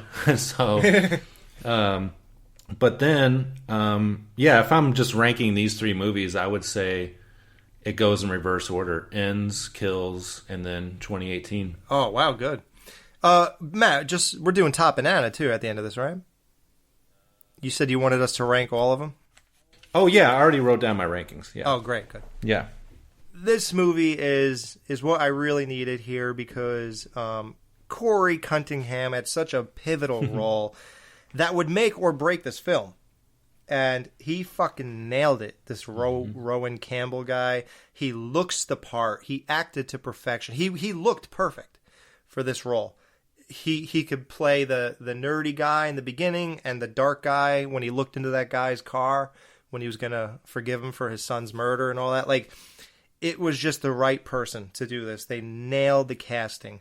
Allison, she needed some edge to make me like her. And she did it, and she did it right. Laurie needed her arc. Although, yeah, I'll say maybe it was rushed. You spent 40 years being a fucking weirdo Sarah Connor, and then overnight you're Molly Homemaker, I guess. I guess you could say that, but I don't know. That might be true, and I do appreciate all the true, real-to-life arcs and changes and results of all this. And if I have to sacrifice that one being too quick, I'm going to go ahead and suspend disbelief because I'd rather have this Laurie than the other 2. For all those reasons and the way they weave the story and kept me on board and made Corey my vehicle and all that good stuff, I do love it. Like Matt said, perfection is fucking hard. And it did need a scene or two like we talked about Not much, though. I would almost go as crazy as to say 4.75 out of 5. Wow. Yeah, I want to just say I love it. Because I love this as not as nostalgia. Let's not even get into that. You can't even talk about Halloween 1 or 2 or whatever in talking about stuff like this. But it's hard to give up your whole life and whole childhood and just put something in front of it. So it's hard to say things like that. But yeah, 4.75 out of 5, I would say. I like where they went with the characters here from 4 years ago and the trauma of it and everything else. From one movie to the other with just about all the characters. Michael himself, there's just a little bit of issue there. Corey, his story I really enjoyed. Unfortunately, there was a little bit of the stuff between him and Michael that I wish I could have understood more. But overall, I did enjoy it. I'm glad that I know it seems weird, but I'm glad that it ended this way instead of we got to see all the kills in Kills. We got to see that fun stuff in 78 and flashbacks and Michael on his rampage there. And this we get a quiet movie, almost like the first movie, which was quiet in its own way. And I kind of respect it for that. It's a different type of scene. All 3 movies. It's almost like part 1, I call it. 2018 was almost like reintroducing things, but at the same point making Laurie this character, which I wasn't crazy about. I didn't like the comic dialogue, and it got better as it went along in that respect. But like 2018 was almost kind of like The Force Awakens to me, which I do like, but I prefer the challenge of parts of The Last Jedi and Rise of Skywalker, where it's You said 18 different. Was The Force Awakens? Yeah. Yeah, that's what I said. I agree, yeah. Or did you get that from me, or you thought that too, like on your own? I've said this before. That's what it has, that feel. It's just reintroducing things and having those, you know what I mean? But I like all of that trilogy, the Star Wars, and I like all of this. And they're different movies, each one. But I'm happy that they went in this direction. Could it have done things differently? Could they have? Maybe. Should they have? I don't think that's for me to say because I enjoyed what I got here anyway, so I don't want to be a complainer. I really like the way things happen towards the end. I like some of the things that, when she comes off of Kills calling him this and that, and he's supernatural and he's a force and all this other stuff, and now, in his final moments, when she's doing this and slitting his throat and cutting him and everything, she says, you're just a man who's about to stop breathing. And the way she's faced that, how she's had him on this pedestal all her life of this boogeyman. Right. And now she has him where she wants him. I do feel that we get some finality in it. And I like that she does that. I understand why some people don't like some of the setup and other stuff, but we got what we came to see, and I like that stuff. And I liked, what they write about when she writes down, it doesn't die, it just changes shape. Right. And it's prophetic in some ways. Yeah, maybe some of it is a little cheesy, a little like Matt said in the beginning. Some of the stuff, her writing isn't. But again, she's just a human being like us. She's not a professional, so whatever. Yeah, she's not a writer.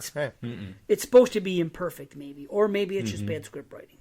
No, listen, bad script writing is Halloween Kills. Let's face it. So, no, this is great. Banh mi sandwich. Yeah. Oh, yeah. See, that's what I'm saying. There was too much of that in 2018. That was the issue. And they fixed it a little more in Kills, and they fixed it even more here. So, but I like that stuff. I actually like the stuff that goes on there. It's cute. The thing with Laurie and Frank. I like that little thing. I like that scene when they hook up each other in the restaurant, or pardon me, in the supermarket. Yeah, it's great. And they see each other. It's cool, and the way it ends, and it's quiet, and it feels like a real town again. I don't know. I like it. I like all the ending shots, just like they ended 78, but in a different way. Different shot. How about that shot of them holding hands in the reflection of the blood? Yeah, for sure, man. Mm-hmm. It all worked. So I did dig it. Ultimately, you guys helped me out a little bit with it. I'm not as high, but I would give it a 4 out of 5. And I still, at the end of the day, although this could change with subsequent views, this is the kind of movie more than any other in this in this new trilogy that requires more views for me to really know how it's going to sink in. It's just that kind of movie for me. So I'm going to watch it some more. But at this point, I would say Halloween Kills is still my favorite of the trilogy, followed by this, and then followed by 2018. So I'm too much of a fanboy for all the flashback stuff in 78, and I just love all the killing and gore and Michael just going to town. That's it. Even though I can't stand some of the aspects of the ending, I don't know. I think it was almost like the perfect blend of things for Kills, just for being a basic slasher fan and enjoying that shit and all the 78 love. So there you go. Cool. So I guess now we give some awards, right? So we got let's do the banana peel. Oh yeah, Matt. We always do awards at the 4-hour mark. So yeah, go I ahead. know, right? Yeah. I'm like, awesome. Banana peel. I mean, for me, it's definitely Allison in this movie. Oh no, what about the fucking girl, the doctor? Deb. I mean, she is good looking. Don't get me wrong, but it's the way that she's portrayed in this movie by the actress. I forget her name, but and just Andy Manichek. Yes, and all the range of emotions that she has, and I love unfortunately, I like messed up people, so I find that very attractive. I'm with you. Yeah, she's definitely that for me. Yeah. Oh, especially for their kids. Yeah, yeah, exactly. Yeah, I like that band girl. Oh yeah, yeah, she's real fucked up. Yeah. And then Banana Split. It's tough, but I guess the most fun for me is the DJ getting his face demolished, because that's probably that's the most effects laden one, I think, and it's visceral, and it's just the most fun for to see that kind of brutality and to see the effects actually happen on screen. I think that Deb, that girl, is the banana wanna peel, that bad girl. She's bad and she's kind of sexy, and that kind of adds to it. So yeah, I dig her. Yeah, she's hot. Mm-hmm. Oh, I wanted to say that she's still calling him doctor whenever she's over at the house, and I actually listened to something where people were stunned by that she was still using that term. But guys, guess what? I got a title in my occupation, and when somebody calls me chef, when we're not at work, it's fucking hot. Let me tell you. See? Toss my salad, chef. Yeah, that's right. Yeah. Mm-hmm. Yep.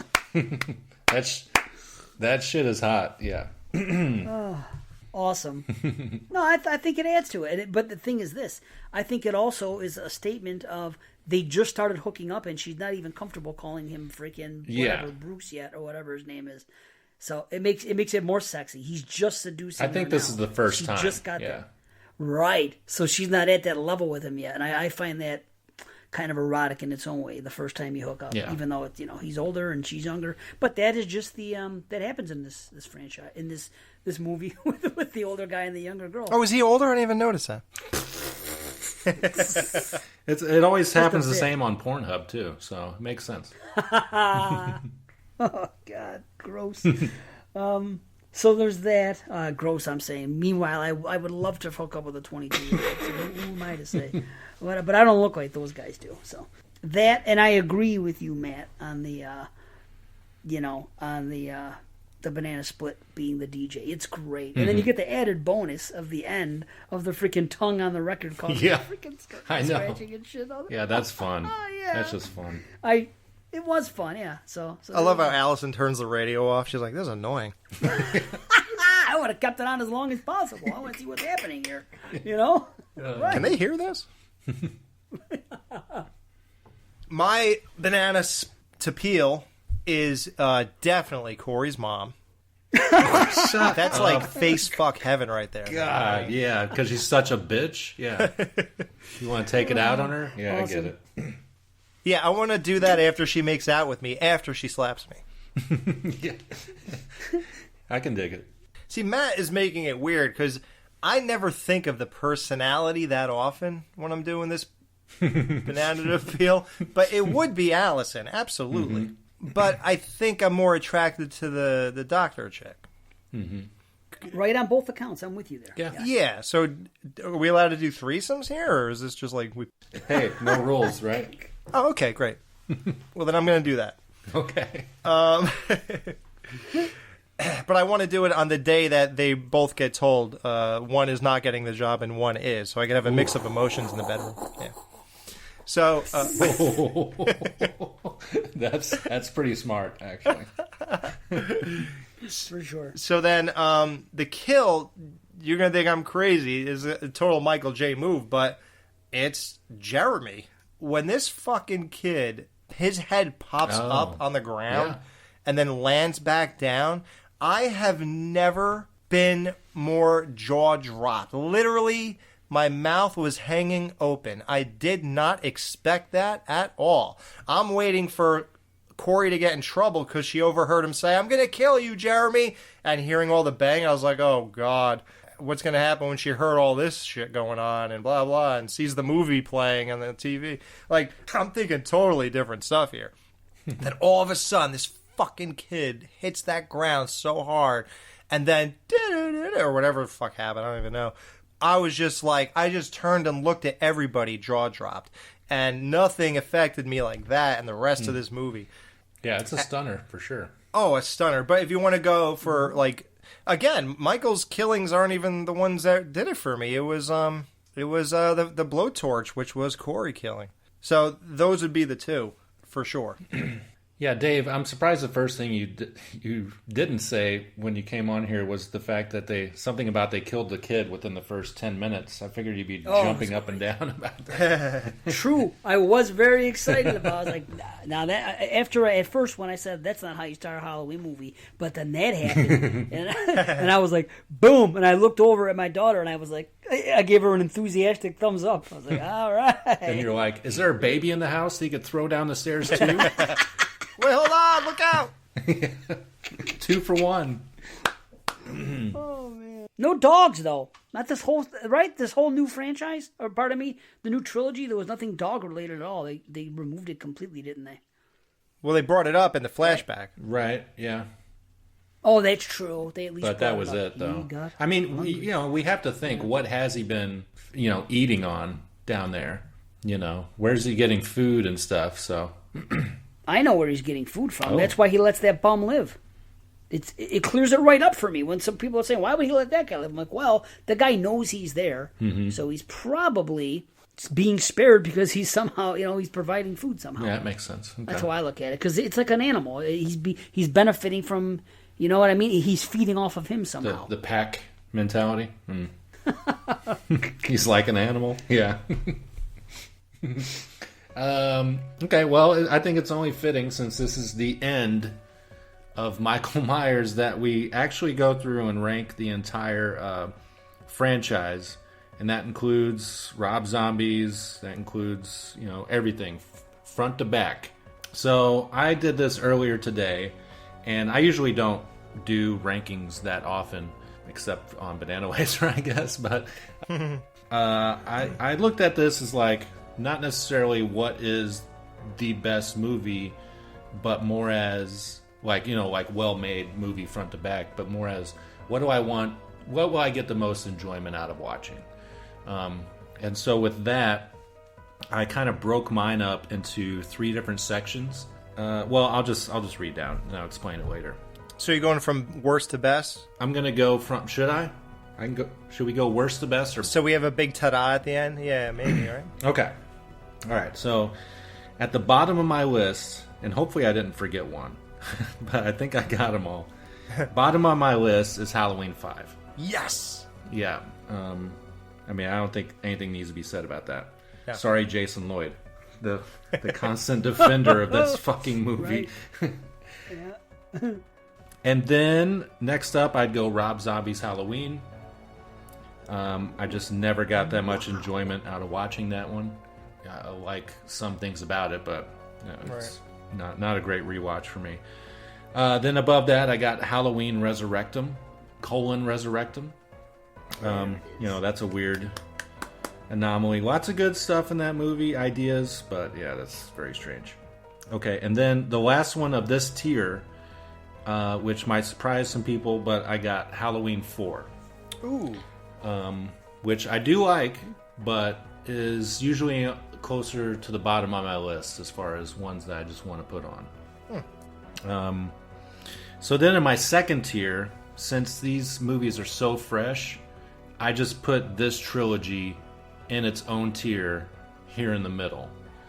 I think give it a year or two, I'd probably put these in at different areas, but the next three in this tier I just put from the bottom up: 2018, Kills, and Ends. I just put those all right here because, I mean, let's face it, out of all of these movies, even between Halloween 1 and 2, these movies go very well together, so they all speak to each other. So then my top tier, and these are my most favorites, from the bottom up, next is Rob Zombie's Halloween 2. I think I've been on record as saying I love it very much, and I still do. Then above that, again, some of these might, you guys might question, but the next one I got is Halloween H2O. Nice. So that's number 5 on the list. Then I got Halloween 6, The Curse of Michael Myers. Because, I wouldn't say I'm a Michael J. fan about this movie, but even when I watched it the first time, I forget what I've said about, in our BL reviews, but there's something weird about this movie that makes it very attractive. It's just, it's not atrocious like Halloween 5, but it's also not, great like any of the other ones. So, but it is a fun train wreck as opposed to just a train wreck. So then my top 3, I got Halloween 2, then I got Season of the Witch, then I got Halloween. And that's my official rankings. I feel like if anybody does this list and doesn't have Halloween at number 1, seems weird, but I don't know. Right. Okay, so there's 13 of these, right? Indeed. I'll just let you all know where the halfway mark is, I guess. All right, so at the very bottom, Halloween 5. Right on. Next worst, Halloween 8. Above that, Halloween 2018. Above that, Halloween 6. Above that, Halloween Kills. Then Rob Zombie's Halloween. Which actually, no, I'm sorry. I wrote that wrong. Because I had to write them side by side. I like Kills more than Rob Zombie. So it's 5, 8, 18, 6, Rob Zombie, then Kills. And above Kills is part 4. So that's basically halfway. So we have 6 left. So my top 6 going from worst to best is H2O, Rob Zombie's Halloween 2, Halloween Ends is number 4, number 3 is Halloween 3, 2 is Halloween 2, 1 is Halloween 1. So in case that was hard to follow, my top 5 are Halloween 1, 2, 3, Ends, Rob Zombie's Halloween 2, and then H2O. Wow. Nice. All right. I want to see how they all differ. Yeah, I'm writing them down. But oh, okay, cool. So at the very bottom, Halloween : Resurrectum. Fuck that fucking turd. Then Halloween 5, and then Halloween 4. Ooh, God damn it! What's wrong with you people? I thought were going to kill me for having it so low. Holy shit. No, those are the 3. That is the bottom 3 for me, and they are the ones that, like, I say that I like the series. When I say this is my second favorite franchise, I can basically say that I like them all except those 3. And I don't hate 4 and 5. I don't hate 4. Oh, 4 is so flawed. I have so many problems. But there are some good things about it. There are some fun. What? Because he looks like an action figure. That's part of it, but none of it makes sense. The plot, it's terrible. So, and then H2O. Now, when I say that, it sounds like I'm down. But if I'm looking at ratings here, if I'm going 1 to 10, Everything here is a 6.5 and higher. So there's nothing bad. That's what I'm saying. I'm high on the franchise as a whole. So we have H2O, and that was a tough one between. But when I really sit down with something about the next movie, I get more of a good Halloween vibe when I watch it than I do, and I just go to it more in October, especially. Which honestly is the only time I watch these. But I just will go to this before H2O, and it's Halloween 6, the producers cut. Yes. Yeah. It has a good Halloween atmosphere, and it has good aspects in the producer's cut. I just actually enjoy it, despite the Thorn stuff. So then after that, we have Halloween 2018. Right above that is Rob Zombie's Halloween. And then right above that, Halloween Ends. Then Halloween Kills. And then Rob Zombie's Halloween 2. Yeah, and that's the big middle section, I guess. There's 3 big ones on the top, and there's 3 shit ones on the bottom, and the middle section is the middle section. So, but the top 3 are always going to be this. Although I have flip-flopped a little bit between the second and the third, just depending on the way the wind's blowing that day. But recently, it's been this. So, Halloween 3 is 3, Halloween 2 is 2, and the original Halloween 1978 is number 1. So, yeah, pretty easy, right? 1, 2, and 3. Yep. And then after that, H2 and Kills, which are kind of neck and neck. And then we got Ends, RZ1, 2018, 6, H2O, and then the bottom 3, 4, 5, Resurrectum. That's that. Yeah, it's our middle sections that are kind of the different parts. The ends are kind of similar for most of us, and then the top, of course. I'm sorry, Matt. What are your top 4? In order of best to worst. Halloween, Halloween 3, Halloween 2, and Halloween 6. I'm sorry, what's number 5 then? I gotta know what's after 6. H2O. That's great. Yeah. All right, well, this has been great. But yeah, we probably should get off of here since it's hour 5 in this podcast. And it has to end at some point. So thank you guys for listening. Thanks you, Dave and Alex, for joining me again. And like I said, I will probably be back on a mic in, 4 years. So that's the only reason he will return. Yeah, when I'm 48, I'll come back to BananaLaser. But just kidding. Who knows? Cool. So yeah, I will just end by saying Happy Halloween, lasers.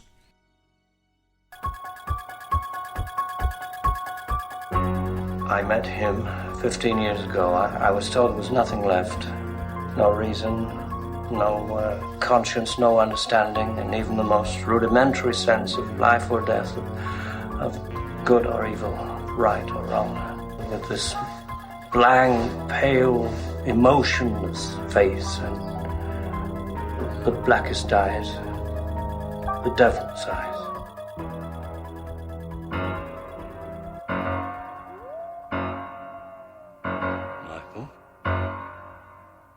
BananaLaser. Don't go to Haddonfield. BananaLaser. God damn you. Hello, BananaLaser. He's not human. I shot him 6 times. I shot him in the heart. BananaLaser. You don't know what death is. Thank you for listening to the BananaLaser Podcast. Please be sure to check out horrorphilia.com for a full archive of all of our previous episodes, as well as other great podcasts, like The Skeleton Crew, My Bloody Podcast, and many more. Please be sure to like us on Facebook and follow us on Twitter at BananaLaser Show. Also, join our Facebook group page at facebook.com/groups/BananaLaser. That's where the real lasers come out. Be sure to subscribe to us on YouTube, where we post trailers, movies, and more. Interact with us. Please send us a voicemail at 314-720-8842. Or send us an email at bananalaser@gmail.com. You can also find us on iTunes and Stitcher. Again, thanks for listening, and keep on banana-ing.